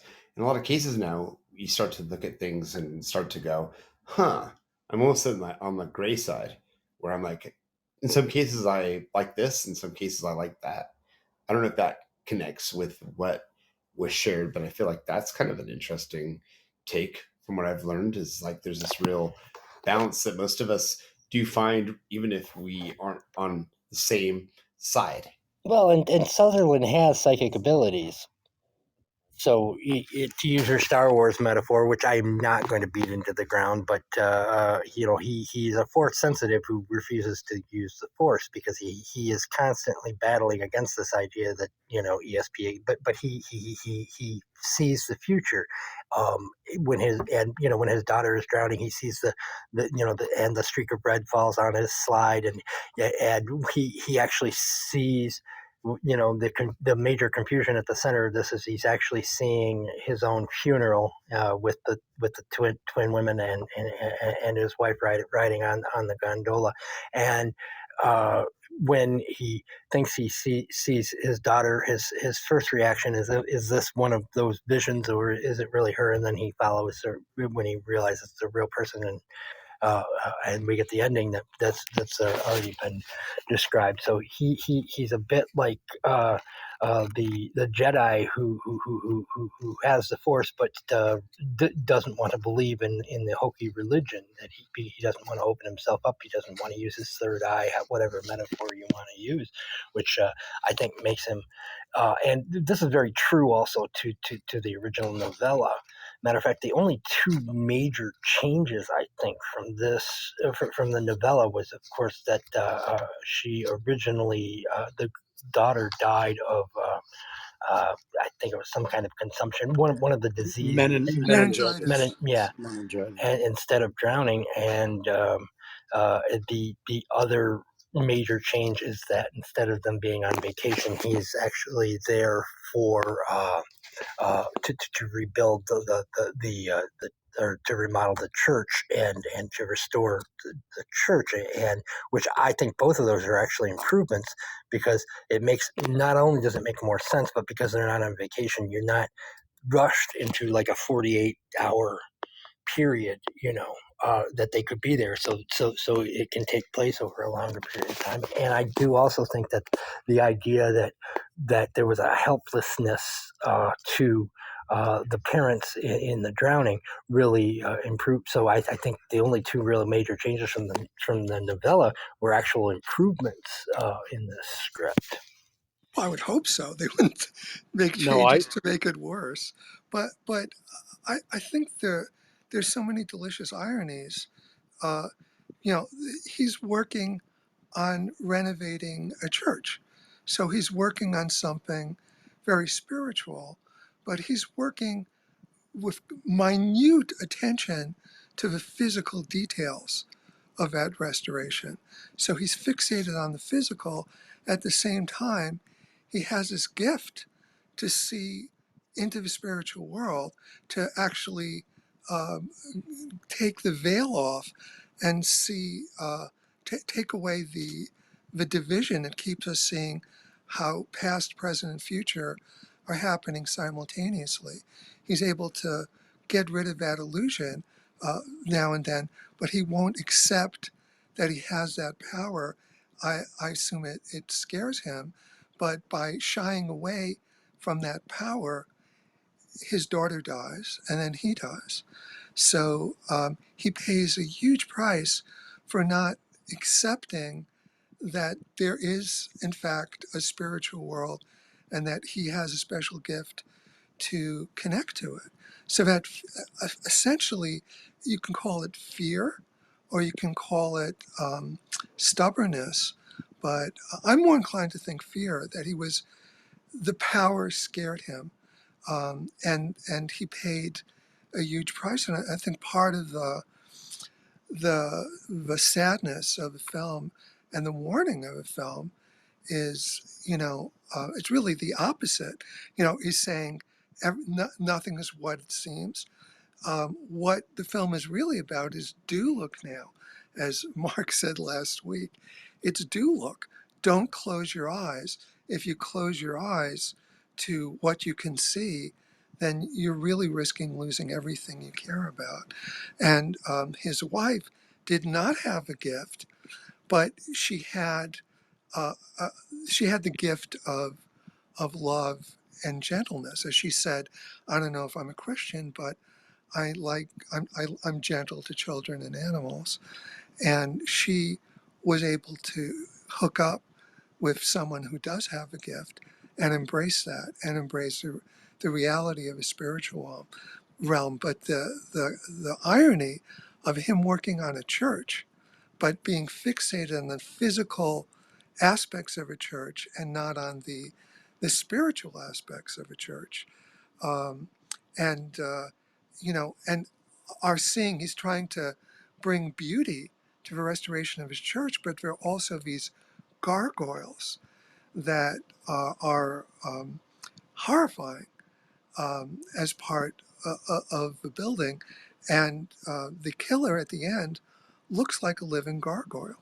So, there's a delicious use of irony and also wonderful use of time being past, present, and future getting mixed up. The fact hit he created this big tumult because he saw the future. He saw his own funeral and thought it was in the present. That's delicious. The fact that the police officer, the Italian police guy, did not actually. I think he didn't know English, and so he didn't know what he was saying. I mean, the actor didn't know English, and so he was saying his lines phonetically. Uh, it's perfect for this film. It's because it lends to this general confusion and disconnection with what's real and what isn't real.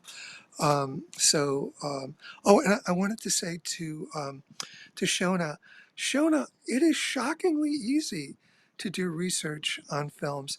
Um, YouTube is a treasure trove. If you just go into any film, type any film, and go into YouTube, you will be amazed at what you find for free. And I love, watching a movie, then doing the research and getting the inside stuff on it. It's so enriching and so enlightening. And I highly recommend, if you haven't done that, do it, because it's just a pleasure to like watch a movie and then have someone interviewing the director of a star or of a writer about their work on it like minutes later. It's a delicious thing. So please feel encouraged to do that. Yeah, I never use books as reference, even though I'm a book writer. I like the idea of using film and video as research material for a film. And so just a little peculiarity on my part. But yeah, I encourage, but thank you for your kind words. And I encourage you to check out YouTube. And also, IMDb is a treasure trove. Their trivia, if you go to a movie and you click the you click the details tab and then scroll down to trivia, it's just full of fascinating information about the movie. Just wanted to share some final thoughts and some observations. Hi, in a way, and I hear you very clearly, so maybe again it's semantics. I think Sutherland's character, uh, I think the larger percentage is his inability to see.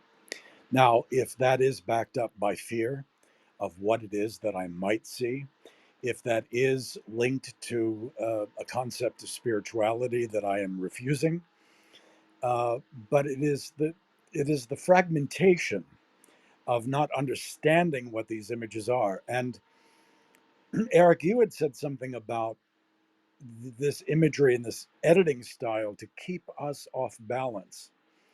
And that makes sense if the objective of Rogue's objective is to keep the mystery and keep the audience off balance, but it's all there. It is all laid out. And so a second, third viewing reveals that it's all there. And there's a couple of things that come to mind that have meaning to me. In the very first scene, when he's looking at the slides of the church, and it's a very specific image that he's looking at a large stained glass window. And in one of the pews, we notice there is a figure sitting there wearing a red jumper, a red poncho. And we've already seen his daughter, and we don't quite know, but we'll know in moments that it's their child. And then there is the spilling of the water. The water becomes a visual metaphor in so many ways. But then there is that thing that looks like the blood spill, the seepage of the blood on the slide image, which at times also looks like what happens to old fashioned photochemical film when it gets trapped in the projector. There's a part of that that starts to look like it's dissolving. Now, knowing the film that we know, this is his death, this is his blood. There's no literal reason for that to happen there. And yet, that figure in red is also the other figure in red that we will see that kills him. And there is much of this refusal to see, and we see his resistance to that.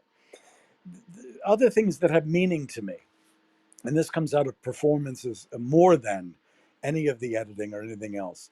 When Sutherland goes into the water in that opening scene and takes his daughter out, tries to give her resuscitation, she's dead, and holds her, and she's covered with the muck from the lake. His release, it's interesting that Sutherland and Christie have two completely polar opposite releases that do not marry what we see happen to them in dealing with this. In other words, his is prolonged. It is this wail, and Roeg and the editor keep coming back to different cuts of it, and it's in slow motion. It is, by the end, it is not a full release, although it would seem that, and Julie Christie's is this burst. It is this incredible, almost over the top burst. And yet she is the one who has come somehow within her heart at some sort of peace with this, to understand this. So, I mean, on and on about this film in this way. And then there are things that I think are not. Hilary was talking about inspirations and parallels to Watcher in the Woods and things like that. I would bet you dollars to donuts that David Cronenberg took a look at this figure in red at the climax of Don't Look Now, and his mutated dwarf children in The Brood had to be a visual connection. That had to have creeped him out, so that was a choice later on, because they could have been they Well, could have it been. had for sure. He shoots it through the exact same telephoto type style lens that Rogue But to put uses. them, yeah, to put them in the Not little. only that, but when I was watching interviews, Cronenberg is one of the few other directors who's on camera talking about how much he loves this movie, and he Yeah, talked extensively. So I'm sure you're absolutely right. yeah, because you can costume and make up these creatures 100 ways from Sunday based on what we know, and I'll use the shorthand, the body horror that Cronenberg is into, and what that troubled woman is in The Brood is what it's all about by the time you get to it. So it's so very, very obvious. And then there are other parallels to that. I think one of the things that Hilary may have been groping for in The Shining, for instance, because there is second sight, there is precognition because of Danny, and to a lesser degree, Jack has no. He's not even aware in any way the way Sutherland's character is remotely aware. We see Sutherland wrestle with this. What am I seeing? What am I thinking? Why is this confusing me? Why am I looking at this? Let's move on and try to ground ourselves in some sort of reality. Jack Torrance isn't even there. And I'm talking about the novel or the film. And yet there are those images that are out of place and out of time. And I'll just wrap everything up, which is why I absolutely love this film. And this does bleed to The Shining to a great degree, is this concept that past, present, and future all take place at the same moment, at the same time. It's simultaneous. I think you can read that very much into The Shining as well. Ipso Does anyone facto, know? only because it was shot in England and our expat Kubrick is, so it's kind of a British film, isn't it? I see similarities between Dario Argento's later works Oh and yeah. coming right. The use of the witches, the eyes, the cutting with the camera, the editing, because his earlier giallo films did not have the same. They just weren't cinematically the same as his later films. I The get that, color palette is almost identical as well. The and red, costume deep red. design, so Mm-hmm. giallo. Because he went from a kind of a blue green gray color palette to this bluish with the red and the so yeah I think you hit the nail on the head there. I also think what's his name, the guy who made Midsummer, really was visually Ari influenced. Aster. Yeah, Ari Aster. What was the film that he did that I thought was almost like a remake of this? Heredity, I think it was called. Hereditary. Yep. I was close. Let's talk a little bit about that Yeah, visual before we get to. Oh, go ahead, Yazzie. no, I just wanted to say the second half of the Heredity is almost the copy of this movie. But before I let Yazzie sum this up, let's talk a little bit more about the visuals on this, because it is interesting that this isn't the way, say, Visconti did with Senso, or Paul Schrader would later do with The Kindness of Strangers, a Venice travelogue, because it reminded me a lot more actually of what was done with Vienna by Carol Reed in The Third Man, because he almost exclusively shoots this film with telephoto lenses, which is a very odd thing if you think about it, if you're in an exotic location, because you would think you'd want a nice wide angle shot to get the beauty of this of the gondolas and the way that like Visconti did. But he's shooting almost exclusively with these very low depth of field, so the characters are in focus and the background is constantly out of focus, same way that Carol Reed does. And one of the things that we talk about quite a bit when we're talking about these films from the late 60s and early 70s is that use of the zoom lens, which annoys the crap out of me normally because it just feels so dated. It did not really bother me here because of the use of telephoto lenses, because it's not creating artificial movement within the scene. It is simply being used instead of an edit, because you're moving from a telephoto shot already to a slightly closer view, which to me actually operates the way your eyes kind of operate, the way an edit would operate, and it makes sense within the film. Whereas, of course, when Ken Russell does it, or when God love him, but next week's director Richard Lester does it, it is almost visually annoying because he's using it to create artificial movement within a scene that you could achieve through moving a camera. Well, you can't do that with an insert. You either have to edit to it or zoom to it, because because you get what's called a jump cut otherwise, you know. And I think and one of the reasons why I think this film dates so much better than most of those films is because I think Roeg had really mastered the new technology better than some of the other directors who, when I was in film school, the first thing we were taught is if you want to create motion in a scene, you move the camera. You zoom in and out as much as you want before the film is rolling, but as soon as the film is rolling, stick your hand in your pocket and do not touch that zoom lens. And and your focus puller is there to ride on top of the camera while it is moving. You never use a focus puller during a zoom. Here, I think the focus puller does most of the work within the scenes for the film, because you have such a tight depth of field, and you have the objects are so flat against it that it almost feels like they are in front of postcards, and it gives the film an unreality, which makes it that much more shocking, which reminds me a lot again of the work of Carol Reed. I really think that the best pairing with this film is not another Venice film, but Vienna in The Third Man. Go ahead, Mark. I just wanted to add on, by contrast of Don't Look Now, just not too arbitrarily, it's only a few years later, but look at Brian De Palma's Obsession and how that does play up the beauty of the location in the city. And this is kind of what I meant earlier when I think I said an unobtrusive camera. It has that quality. I'm having a flashback of talking about this kind of thing with Herzog's films as well. There's a lot of meticulous thinking of the camera frame and the set and the whole mise en scène, if you will. But it is unobtrusive. It's more observational, even though he's playing with things.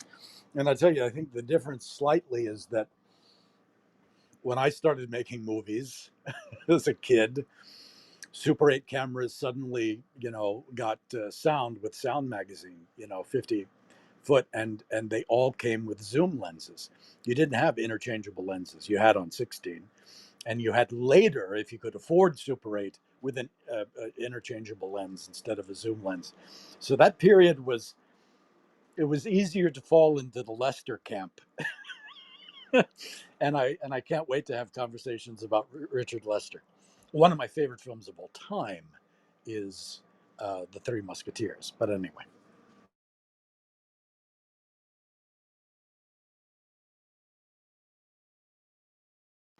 And that, I guess that's ladies and good gentlemen, cue for is how Yassi. you just shut a room down completely and end the conversation.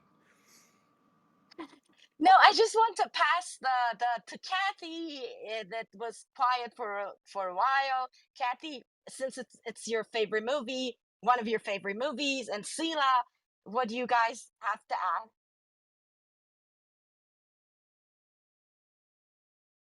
add? What was that last part? I said, what do you guys have? What do you guys chime in? Like,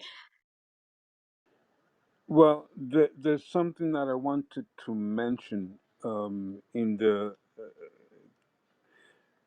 when you were talking, several of you were talking about Sutherland's gifts, and he was not really willing to go into that. It was just happening, and he was not really aware of it. And some of the points I made before about small dialogues that were going about God and not God. And another one that I wanted to make was I took pictures of it because I didn't have the time to write it down. At some point towards the middle of the film, he's walking alone with the bishop, and he's explaining some of the things he has experienced or what he's been looking at. I think this is after he almost falls from the scaffold, and he's telling the bishop, about what he is experiencing and says, "It was a kind of prophecy. I wish I didn't have to believe in prophecies." And I think the bishop responds, "I do, but I wish I didn't have to." So, in several occasions, there is this back and forth about, should I believe, should I accept my gifts, or should I reject them? And it's coming from the religious figure, the bishop, as well as from him who is actually, as far as I could tell, he's not a religious person. So to me, there's, besides many things that I have heard from you that I find very interesting, there's also to me, a very clear back and forth as to believing. The bishop wishes he didn't have to, and he's talking about himself. I wish I didn't have to believe in prophecy. I find very interesting this back and forth about believing and not believing. Oh, I did have one quick follow-up point. Unfortunately, Hillary's not here, but she has always asked me to try and, because when I keep talking about different lens types, talk about the difference between what makes a wide angle what look a wide angle lens gives, what look the longer lenses do, and I think compare the way this film looks to the Chimes at Midnight, the way that looks, and you'll see really what the difference is, how a telephoto lens really changes the way you look, where you're just where ironically the shorter wide angle lens really seems to put everything in your face, whereas because of the flattening and because you don't have the depth of field behind a telephoto, it actually gives you more distance from the scene, and because they are flat against a blurred background. And I think that's a good comparison between the two. All right, Yassi, take us home. No pressure. Be brilliant.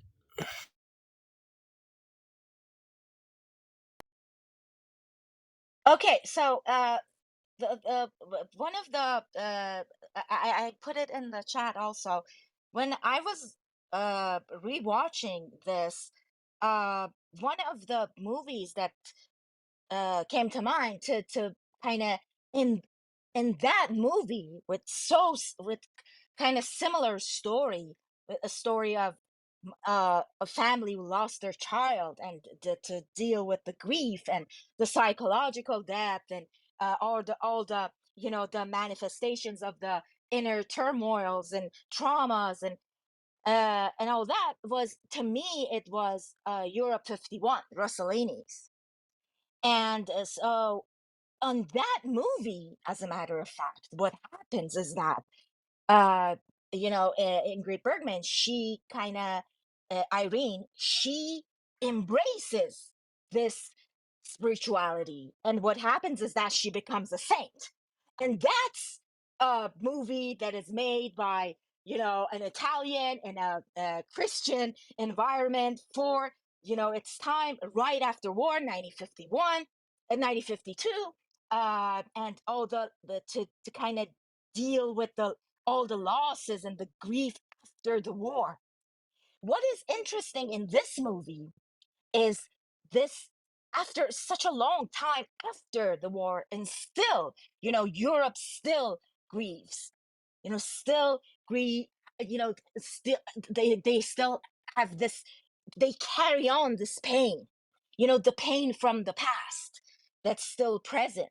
I think one of the recurring motives is that the broken glass, the brokens from the past, things we lost, this theme of loss and grief, and the supernatural in Europe 51 is, in Europe 51, yes, there is this acceptance of supernatural, not supernatural, but religion. But that movie deals with existential crisis and redemption, and wealth, and social consciousness, the humanitarianism, and communication. I think one of the most prevalent themes in this movie is communication. The way that it's used, it take two British people, put them in the middle of this city, and does, not in the beautiful touristic part of the city, but in that, gloomy, dark, the kind of, the canals, the dirty part of Venice. And they cannot communicate. You see, we have all these problems with the phone. They can't communicate. The communication between a couple, between, when John goes to the police, even with the concierge, there is like all these, the lack of communication, the social consciousness. That is something that I believe Rossellini did very well in his movie.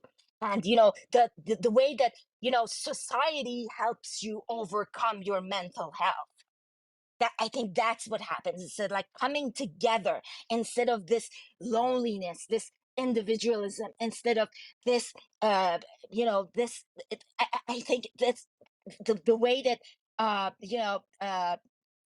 John, he suppresses all his traumas and fears and uh, griefs, and at the end, it's, I think that it's not an apparition. It's not. I think it's directorial choice to kind of the just like in a Lynch movie. It's the it's the personification of those fears and traumas and everything that he was trying to suppress, because he, after the loss, he took this role of the protector. Is keep trying, and this protection is also in the costume theme. We talked about right now. We Michael mentioned the Giallo movies, which we always have this masked figures in Giallo movies, that they're kind of they kind of symbolizes the terror, the death, the murder. They heighten the mystery of the mysterious guy who comes to kill you. And here we have the hooded figure, just like that, that the psychological terror and the macabre that comes with that masked figure in Giallo here is kind of like this. I mean, it is this hooded figure. So the cloak, you know. So what did I want to say about? Yeah, so that emphasizes, I think, this supernatural, the haunting most more than the clairvoyance of John. I don't.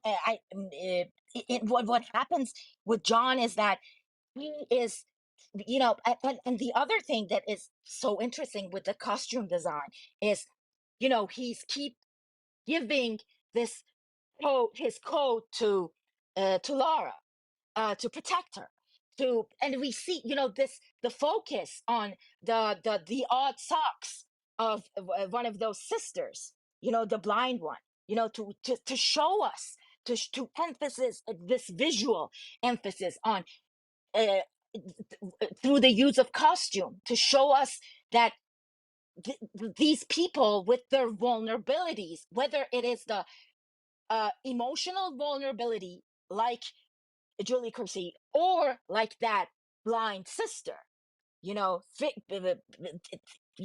need, that is shown through this costume design. Is, I think this is also another thing that we can kind of tie with the Giallo movies, because they also use the color red a lot, and the way that they try to eliminate red but use it when they need it. The other thing, we talked about the editing, and what else? What else we talk about? Oh, I wanted to talk about that, to look a very kind of Barthian look, and compare the novella to this. Death of the author. This concept of the reader interpretation, the viewer interpretation, and the multiple meanings. This the ambiguity in the novel. I think that's why uh, Daphne du Maurier liked this movie more than all the Hitchcock adaptations, because we all know that how meticulous and hard-headed Hitchcock is with his directorial choices, and that he won't give you this much you know uh, uh, liberty, and it's not that open to interpretation, a Hitchcock movie. But here, it's like this, that that narrative technique that Daphne du Maurier used in the short story is completely here. That ambiguous ending, the supernatural elements, the various interpretation, the what else can I say? Oh, and all the symbolism, and the ambiguity of the symbols also. That the water that is kind of a reflection of you, and also with Christie before her death, we see her kind of upside down, just like a strange a Stranger Things upside down world. It kind of, it gives, I don't know if you know or not, because there's a totally different read to this movie, that they say that Jonathan, the John that this clairvoyant sisters keep referring to, is not our John, and the husband, the father, and that's why he dies, because that clairvoyance, that the gift is not his, is the son's, and all the and he is the one that kills his sister, and with the blood in his on his hand, literally, on that scene in the movie.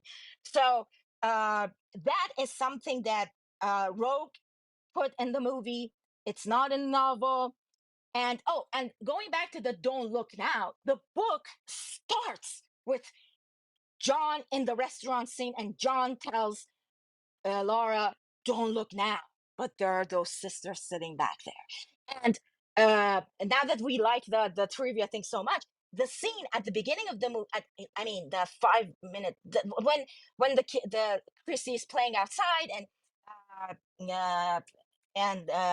John and Laura are inside, and Laura's trying to find the answer to the question, and John, and the book that she's holding, and trying to find the answer, and John tells her that nothing is as it seems.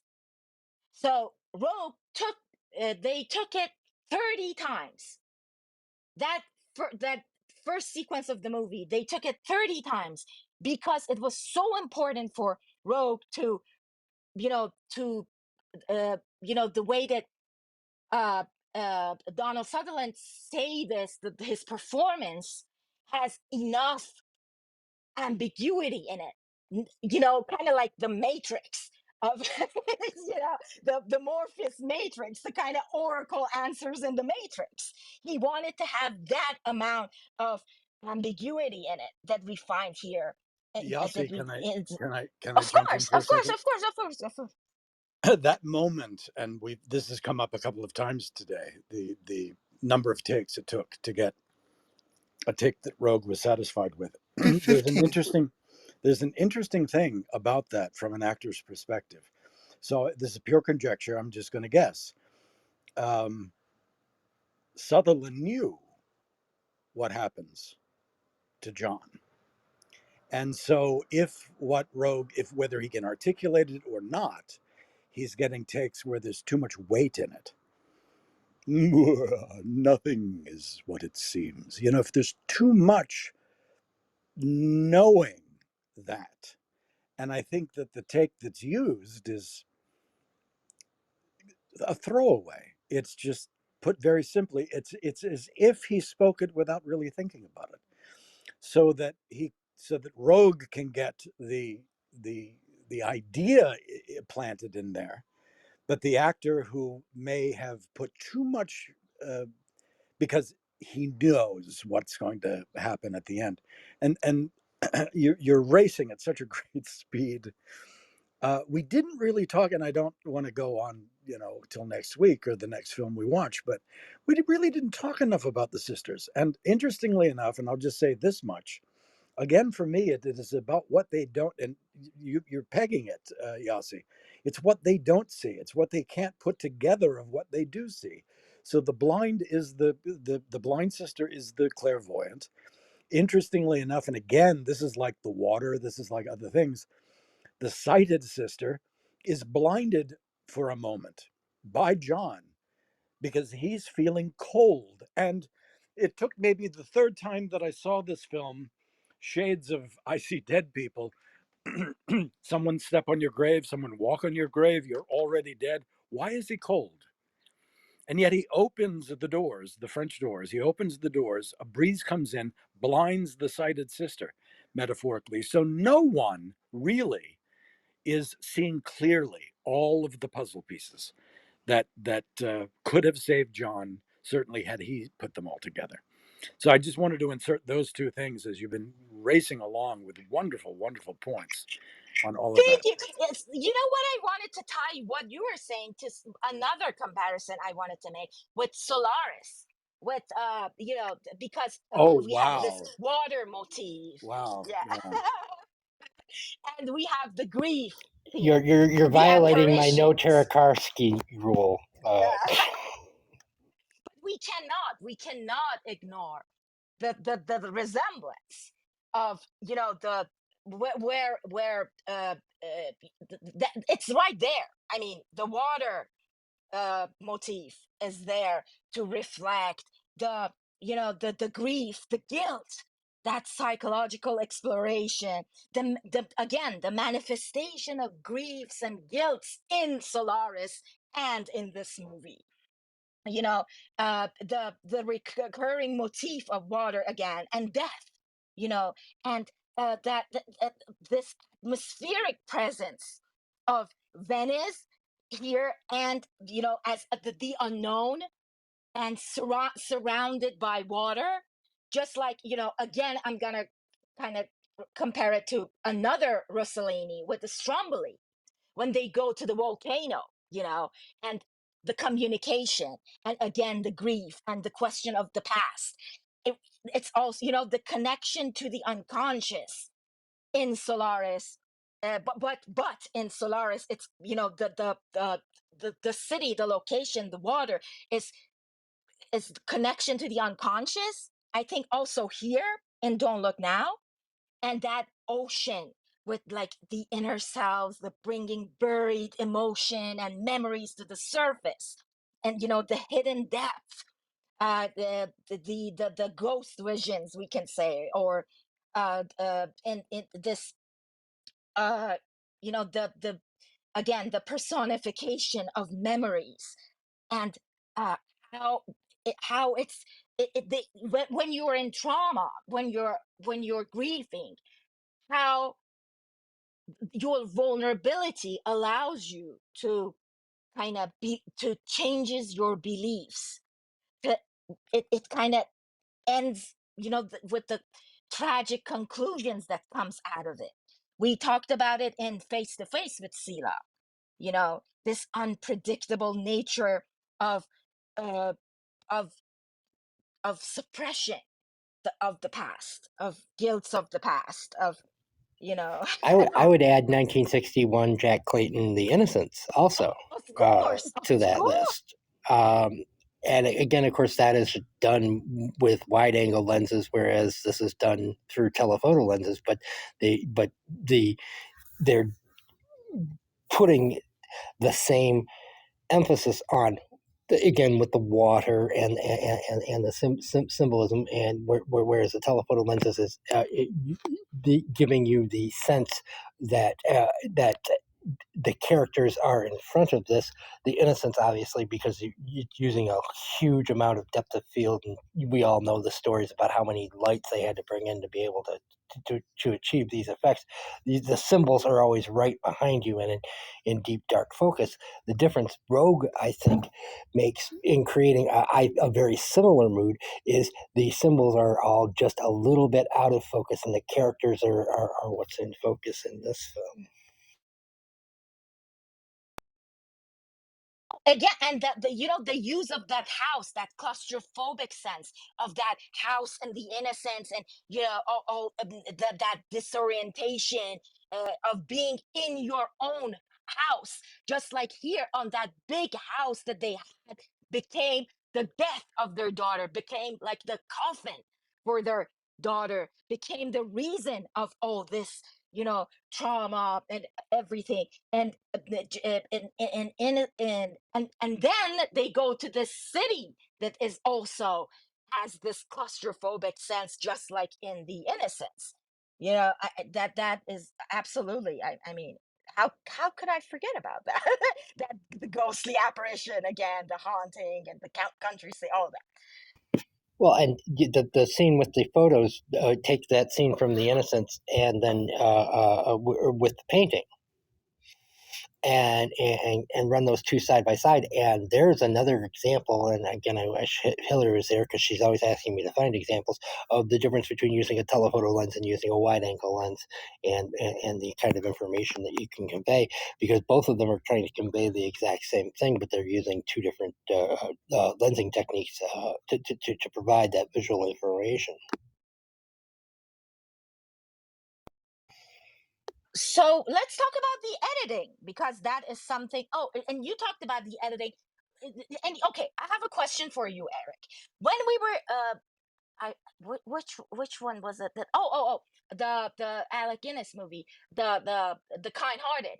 I asked you that, how come the dissolve and fade in and fade out were so good, and they weren't corny and cheesy when they were used back then, and right now, if they use the slow motion and the fade and fade, the dissolve, it looks so cheesy. And you said it's the magic of black and white. But we don't have the magic of black and white here. We have colors. So how come it works here so well? Well, because he's using in-camera dissolves, he's not using artificial dissolves. Oh, So when he was, so what he's using, so he can match the color from one scene to the next because he's Nicholas Roeg, and he's an actual photographer, and he did the cinematography on this film. I can't even, Anderson, I think is the name of the fellow, and if you look at his filmography, I mean, he did like The Candyman and a bunch of horror movies. This was obviously Roeg he was just very basically the focus puller. But yeah, he's matching colors by doing that. And he's doing in-camera dissolve, so he's literally fading in and fading out on the negative. So it doesn't look all cornball, because you're not taking 5 different colors that don't match here from 5 different colors that don't match here, and you're not using a white, and it doesn't feel as corny and old-fashioned. The slow-mo works here because he is shooting at 85 frames a second, which is almost double the speed of normal slow-mo, and he's doing that in camera as well. It's not something.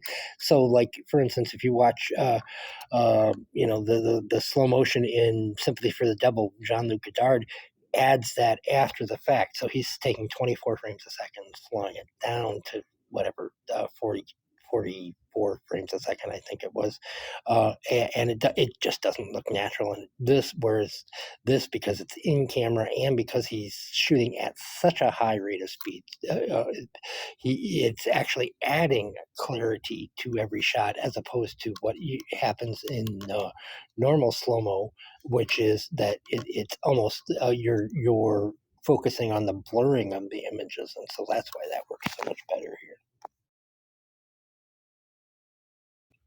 That was a lot of technical okay, and jargon to yeah. unpack, and I apologize. Yeah, and also, this is I think this is where he wins me in this movie, comparing to Rossellini's linear, you know, uh, the neorealism Italian style. This is where, that the journey that they go through, that external journey of John Baxter versus the internal journey of Ingrid Bergman on that movie.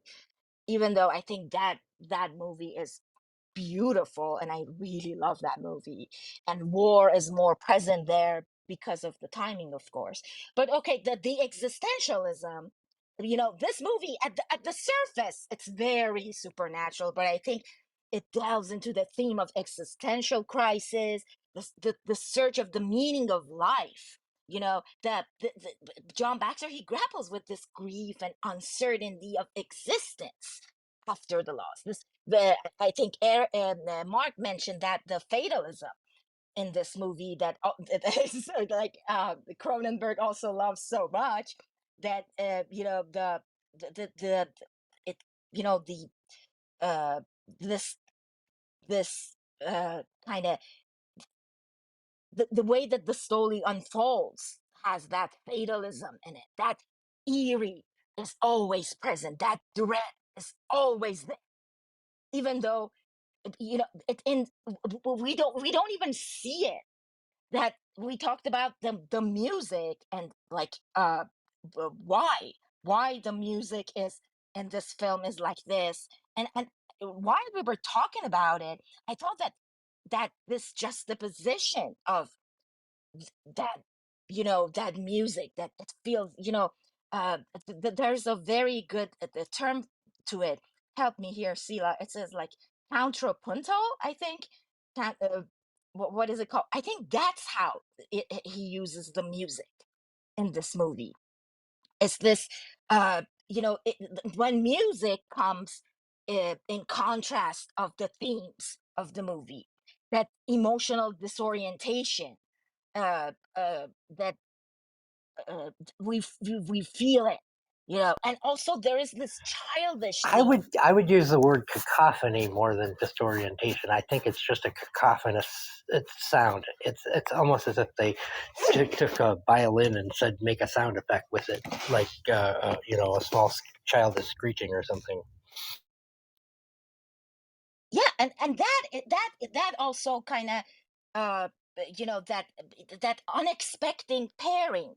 It's kind of like all the unexpected things that happens in this movie, to that subversion of we expect of things to happen, and they think differently. The use of this oh, okay, and one the other movie that I think we can uh, another great comparison to this is the latest Kenneth Branagh, the 2000 I think 23 movie. He's making these Poirot movies, Agatha Christie, the Death in Venice. In Death in Venice, we have the exact similar themes. There is a mother grieving the loss of the child, and this detective story, and the very eerie music and the gothic approach, and the uses of supernatural. And it's Well, the sometimes one thing I would agree with you is that they both had very bad soundtracks. But other than that, I would disagree and say that A Death in Venice is not fit to shine Don't Look Now's shoes. My personal opinion. No offense, but just my personal opinion. yeah, what I said with the detective story, with the use of the detective story and location. In Death in Venice, the Poirot comes to that kind of mansion in Venice, and it's raining outside. We have that again, that water motif. We have this incorporation of the detective story and thriller and mystery that is also present here in this movie, to that labyrinth of the labyrinth of the it's so crucial to that story. It's like he's going within himself, just like that house, that again I said it, like that house, that beauty that is at the verge of the decay, uh along with this, that is the gothic theme, I think, in both of them. That Okay, I take your point. I don't want people to listen to this podcast and think we're both recommending that film, because I don't want to make people watch that. I'm sorry. is definitely better than the other one, that the Egyptian one. The second with that was, at least the second one was so atmospheric and Yeah. gothic, as I said, and but yeah, in the Edge of one, like he shaved the Poirot's mustache. Like, who would do that? Well, we're veering a little bit off topic. One of the reasons I think this is my favorite of Roeg's films is he does something really good here that I don't see in any of his other films, which is he really keeps the film in his head, and and every shot really has a payoff in the end, or is there deliberately to mislead you. I talked about the little how do you red herrings, kind of, not, no pun intended, because red is such a big symbolic thing. I think about the fact that the little boy Johnny, when his sister is drowned, it is set up for us to maybe believe he has something to do with his sister drowning, because you see he's playing with the broken glass, and you see the blood, again, the red, and things like that are also deliberately put into this. And this is something I, of course, caught on a second viewing, because on the first viewing, I'm thinking, "Why did Johnny kill his sister?" And these types of things, which add to kind of the ambiguity.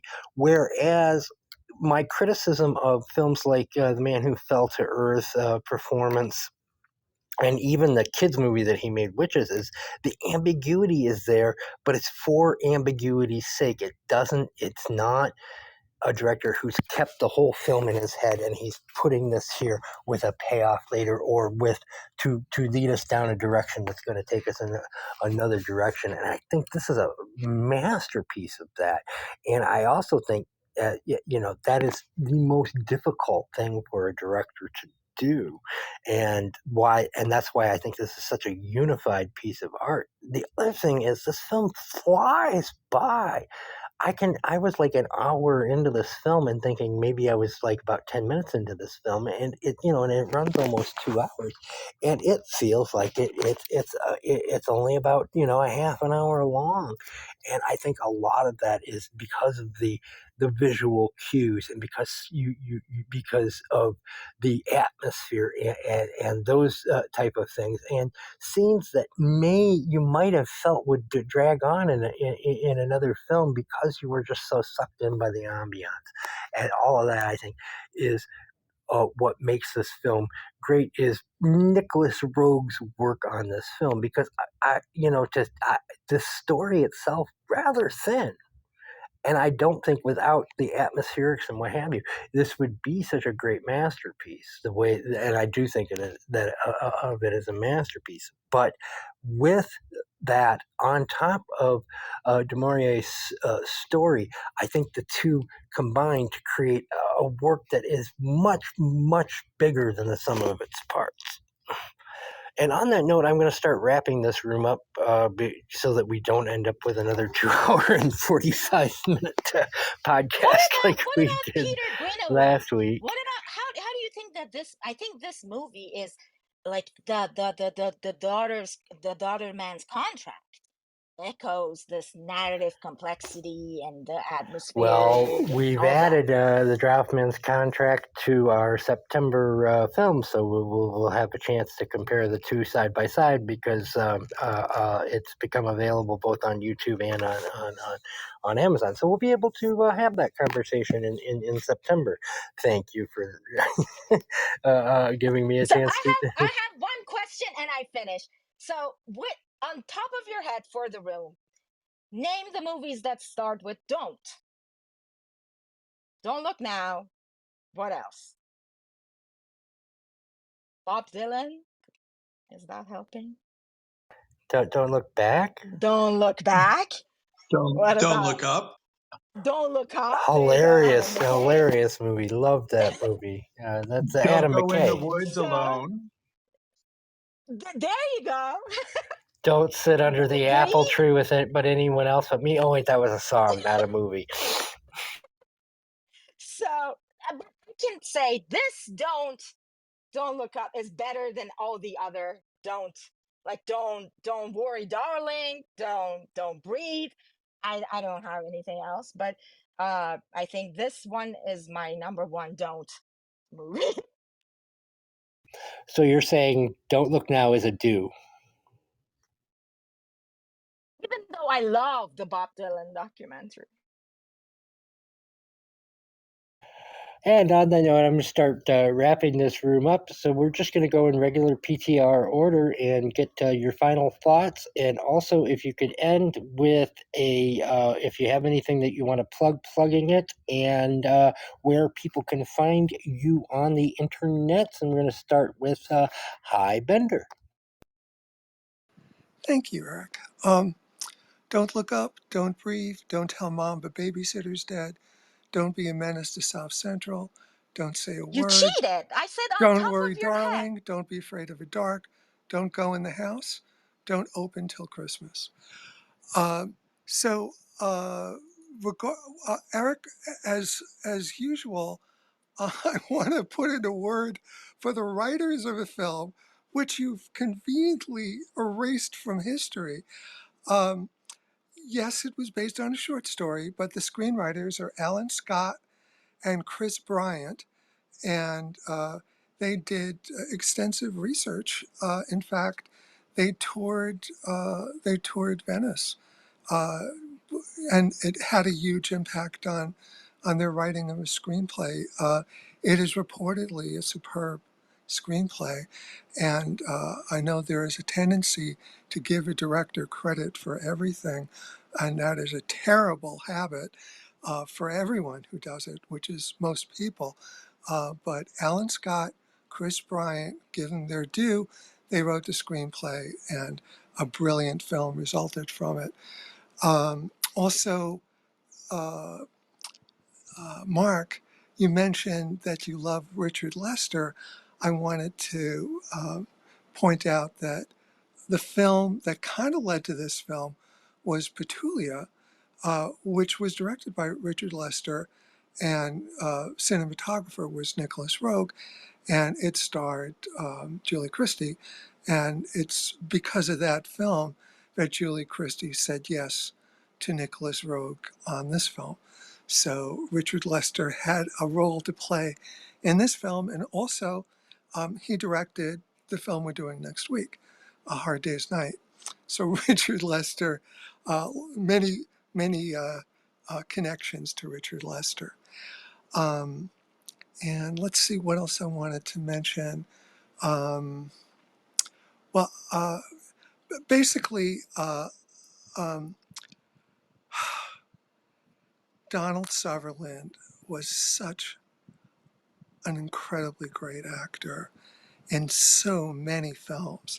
He made so many movies, and he was so great in so many of them. He was so different in so many of them. Um, and it just an astonishing talent. And it's just, I mean, he died of old age, basically. So it's not, but still, we will miss him. And I'm really glad that we did this room to pay tribute to his immense talent, one of his very finest films. Um, but, there are so many. If you're listening to this, um, like, do a do a Donald Sutherland film festival for yourself. He's made so many wonderful films. Check him out if you haven't seen a ton of them. He's just astonishing, and yeah, Nicholas Roeg is great as well. Um, my name's Hy Bender. I am a New York Times best-selling author and ghostwriter. I help people create books. I also help people create screenplays and develop TV series. If you have any interest in any of those things, please feel encouraged to get in touch with me. My website is bookproposal.net, bookproposal one word, .net. Also, I am starting this Sunday. I'm starting my own film and TV discussion series. It's going to be initially on Clubhouse. The plan is eventually to move to Chatter, which is another audio app, audio-visual, in fact, but will probably stay audio for this series. And please feel encouraged if you're on Clubhouse to be here for our premiere episode, which is this Sunday, July 21st at 1 p.m. Eastern Time in the Writing to Sell house. It's Writing to Sell. And it will also be a podcast thanks to Mark Redfield. It'll be under Mark's. Mark, could you say what it's going to be under, the name of your company? Okay, Mark's not by his mic right now, but Oh, there you go. I'm sorry. To answer that question directly, anywhere you get podcasts, whether it's Apple, Google, Amazon, it's Redfield Arts Audio, yes, and Redfield you can Arts. and it's even on SoundCloud, so you can find it almost anywhere. Thank you, Mark. Yeah, Redfield Arts Audio, and yeah, wherever you get your podcasts. So keep a lookout for that. This Sunday we're doing The Bear, which is one of the best series on TV.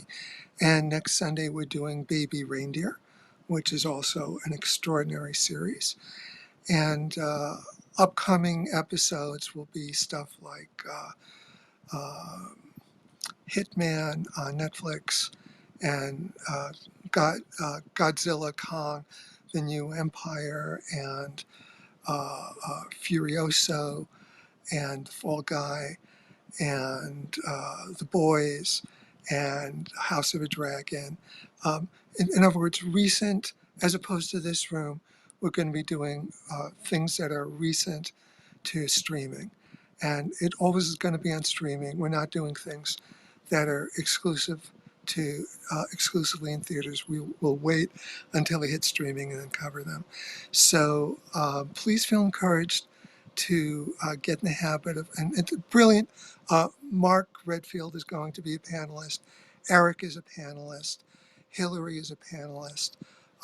And it should be awesome. We've several other people who, if you're not on Clubhouse, you'll get to know them through the podcast.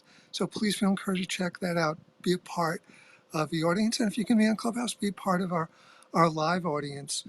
Or the panelists will speak first, but then we will bring up people from the audience to share their thoughts. And Eric, thank you for doing this room. This room was an inspiration for this new podcast that I'm doing, because I so enjoyed talking about films with you and everyone who participates in this room. And I wanted to do something that was dealing with contemporary films and contemporary TV, but the very best of it. And also to talk more from a writer's perspective, since I am a writer, and that is my primary interest. So that's what we'll be doing. But this room was absolutely an inspiration. It also gave me the confidence to go ahead and do that room, because I knew I had the ability to talk about film and kind of coalesce what other people are saying because of what you do.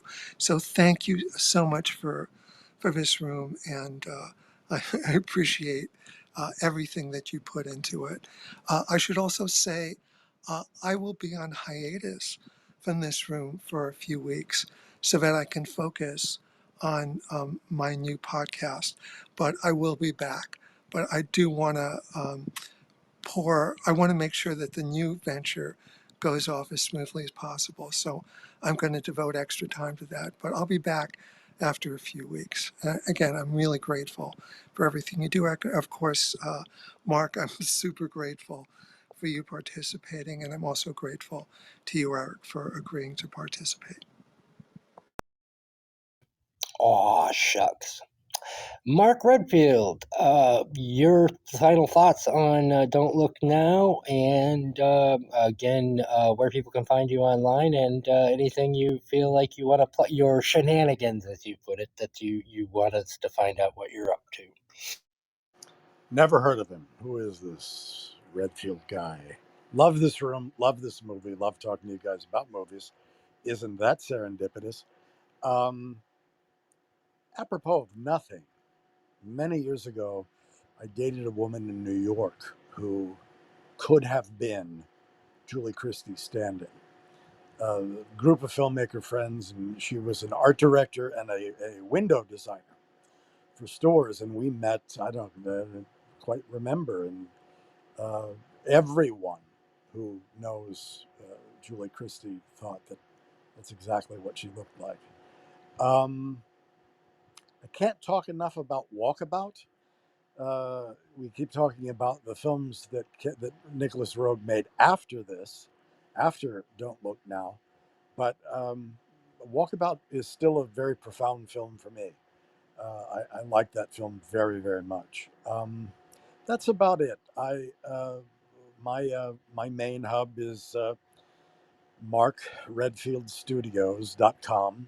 And I guess the latest thing is a novella that is you can pre-order. So if you love movies, the star of the novella is actor Lon Chaney. It takes place in 1918.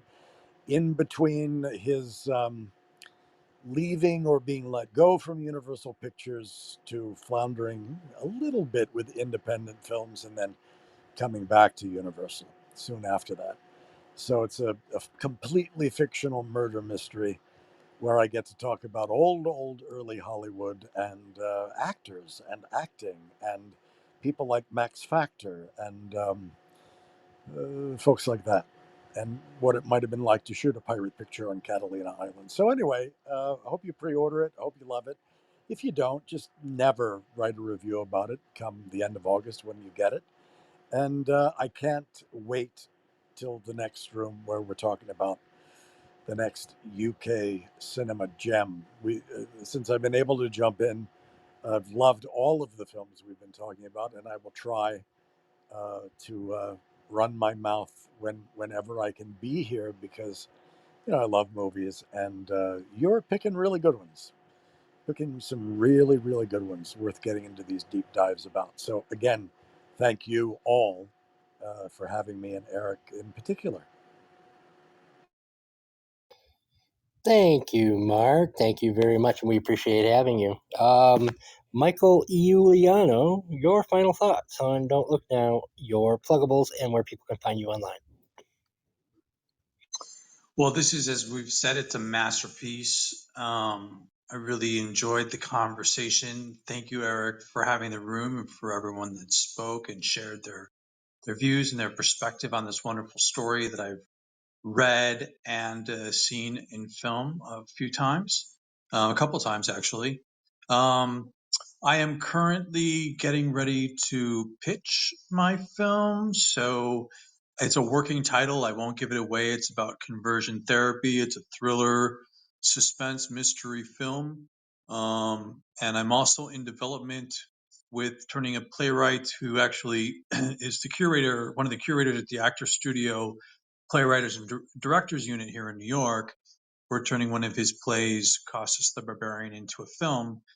So that's good, but we're still in the early stages. So unless you want to find me on LinkedIn, there's not too much for me to report as far as my work goes. I have a short film that I made a few years ago, Not Guilty. It's okay, I'm up to par at this point, and I will say that I've have an analyst working on my doing coverage for my screenplay, and he is read for uh, Fox, Universal, and Warner Brothers.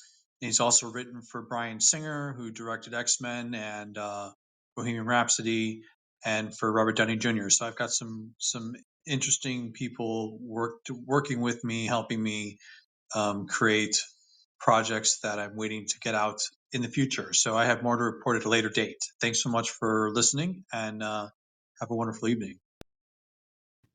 And thank you for helping us out by being a part of this panel today, Michael. Yassi Sophie, your final thoughts on Don't Look Now, and where can people find you online? And if you have anything else to plug it. Yeah, so speaking of restoring and the whole thing, right now, all I'm trying to do is like we have this we get this budget to from UNESCO to, and I was trying to make this happen for a while, to have this collaboration with Criterion to restore the old movies and all that. So I hope that it's going to happen. That's what I'm currently doing. And Eric, I have one word for you, one of those words that you like. It's achondroplasophobic, which means the fear of the little people. Do you like that? Did you like it?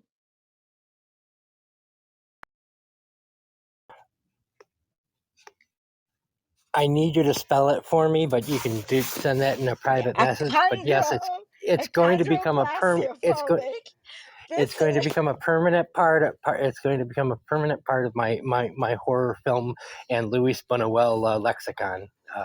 And Lynch, of course. So yeah, that it's this movie was paired with Wicker Man at the beginning. So I think that this, uh, but you know, this existential again themes, the identity crisis, and Wicker Man in this movie, and but uh this I mentioned that achondroplasiophobic term because that something that I don't understand. My final questions, please answer it. So is that is did I get it? Is that where in the movie they say that this this serial killer is killing women only, and then suddenly she decides to kill Donald Sutherland because, or he dies out of achondroplastia. Oh, no, I'm kidding. But the what what is so beautiful about that death scene is the last red that we see is his blood. That symbolism of the color red that is everywhere in the film, and the color palette that we talked about. So that that final scene, I think that explains so many things with the color red, and that's the death.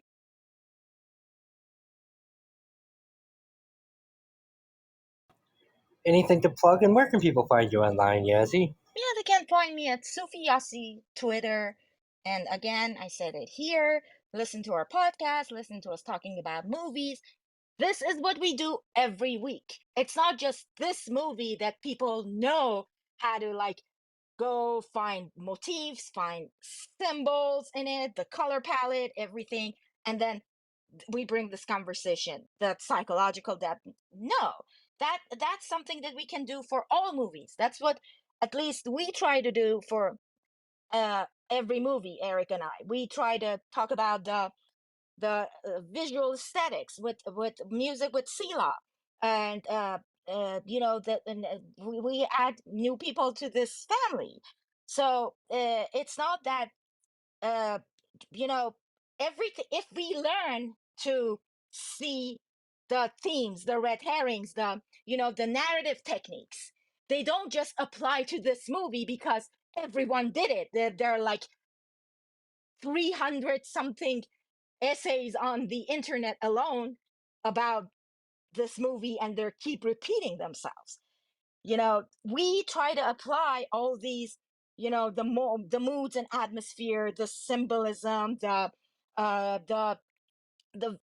visual storytelling, the narratives, the the emotional resonance, the performances, the compare this to the other cinematic works, to the designs, the philosophies in the movie, everything. So these things, all these film theories of sort, they can apply to every movie that we watch.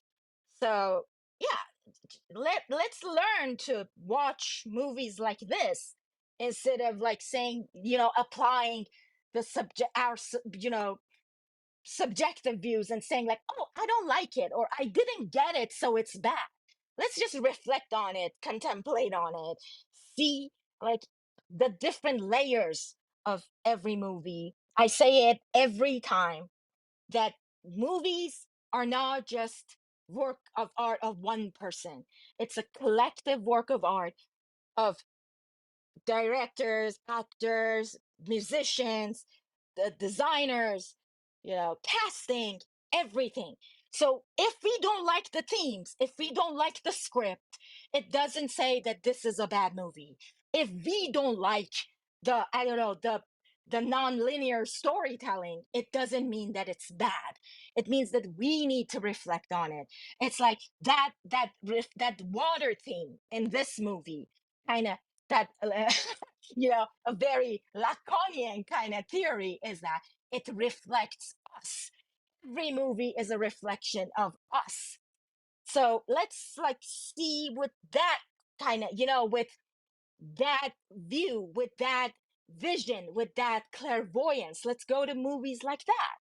I love movies instead of like nitpicking or saying like, oh, this is not how I think, so it's bad. No, that's not it. Like this, because if we, dismissed one thing about a movie and the whole thing, it's like we dismissed a collective work of artists, so that's not what we do here. That's the only thing I want to happen by the end of all this, to kind of respect cinema as the work of so many people coming together. I still reserve the right to have Pedant's Corner on it on historical movies. Sila Blume, your final thoughts? Anything you want to plug, and where people can find you on the internet? First, I want to thank you again, all of you, Eric, for choosing this film, and all the individuals to discuss, Michael, Hi, Yassi, Kathy, Mark, and the ones who already left, including Hilary. I enjoy these rooms very much because, as you well know, I'm not really an expert or a very experienced cinema goer. But again, I was able to watch a movie by your choice that expanded my ability to just enjoy this incredible art. I really enjoyed the movie. Um, on a positive note, so I don't let that bad taste about my opinion on the music. the the city of Venice, where I have been a couple of times, is a wonderful place. I don't know if that's in the novella, the same city, but it's a wonderful place as a city, as a historic place, a lot of symbolism, a lot of history. So I think it was perfect to put this movie, to put this story in this place. Um, in the year 1518, in the city of Strasbourg, there was a lady by the name of, well, she's known as Frau Trophea or Mrs. Trophea, who all of a sudden, around the middle of July, began dancing and kept dancing for days. Some people joined her. Eventually, hundreds of people joined her until the end of August. And they just danced and danced and danced. Some of them died because they danced too much. So I am celebrating, if you can say that, celebration. I'm reminding us or playing with the idea of what a dance plague would be today. And that's what I'm doing in 10 minutes. I didn't realize this room was going to go so long. I'm glad I changed it to 8 p.m. Because I will be playing, 10 minutes, celebrating that event. All kinds of music, the modern way, classical, rock, punk, David Bowie, all kinds of people will be contributing their music to which we can dance. So that's what I will be doing today. That's what I would like to plug. And in relation to many things I do, you can find me on silablume.life. And thank you very much. Thank you, Sila. And Kathy Edge, you're going to bring us home. So be brilliant, but no pressure.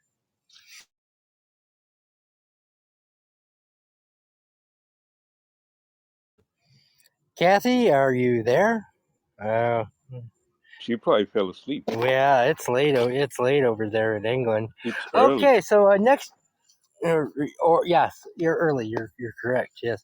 So next week, Yassi Sophie is going to be taking over hosting duties because it is her choice, which is the aforementioned Richard Lester's A Hard Day's Night. If I had been choosing, it would have been How I Won the War, The Bed-Sitting Room, or Robin and Marion. But of course, Yassi, as co-founder, has to have a word in what we watch. She's also picked the film after that, which is going to be Tony Richardson's Loneliness of a Long Distance Runner. But then we get back to my picks with I'm All Right, Jack, for the second week in August. So that's what we have to look forward to. Oh my God, sirens are blaring. So I'm going to wrap this up really quickly. If you're listening on either Spotify or Apple, please leave us a good review. If you don't like the podcast, hey, you can keep, as Mark would say, keep your mouth shut. But please rate us and review us and subscribe. Not this is not monetized. We just want more people to get to see these films and to hear our discussions of them. Other than that, Eric, I'm going to interrupt you one more time before I disappear for a few weeks. I hope you find someone else to do this while I'm not here. A Hard Day's Night is available on the Criterion Channel, and it's also available on Max. It's available on both. So if you want to see it, either of those streamers will do the trick for you. thank you. I don't know why I always forget that element. But anyway, thank you very much. Hi. Yes, there we go. Other than that, unless anybody has anything else, I'm going to be closing this room in 5, 4, 3, 2, 1. Good night, everybody. Thank you, and we'll see you next week for A Hard Day's Night.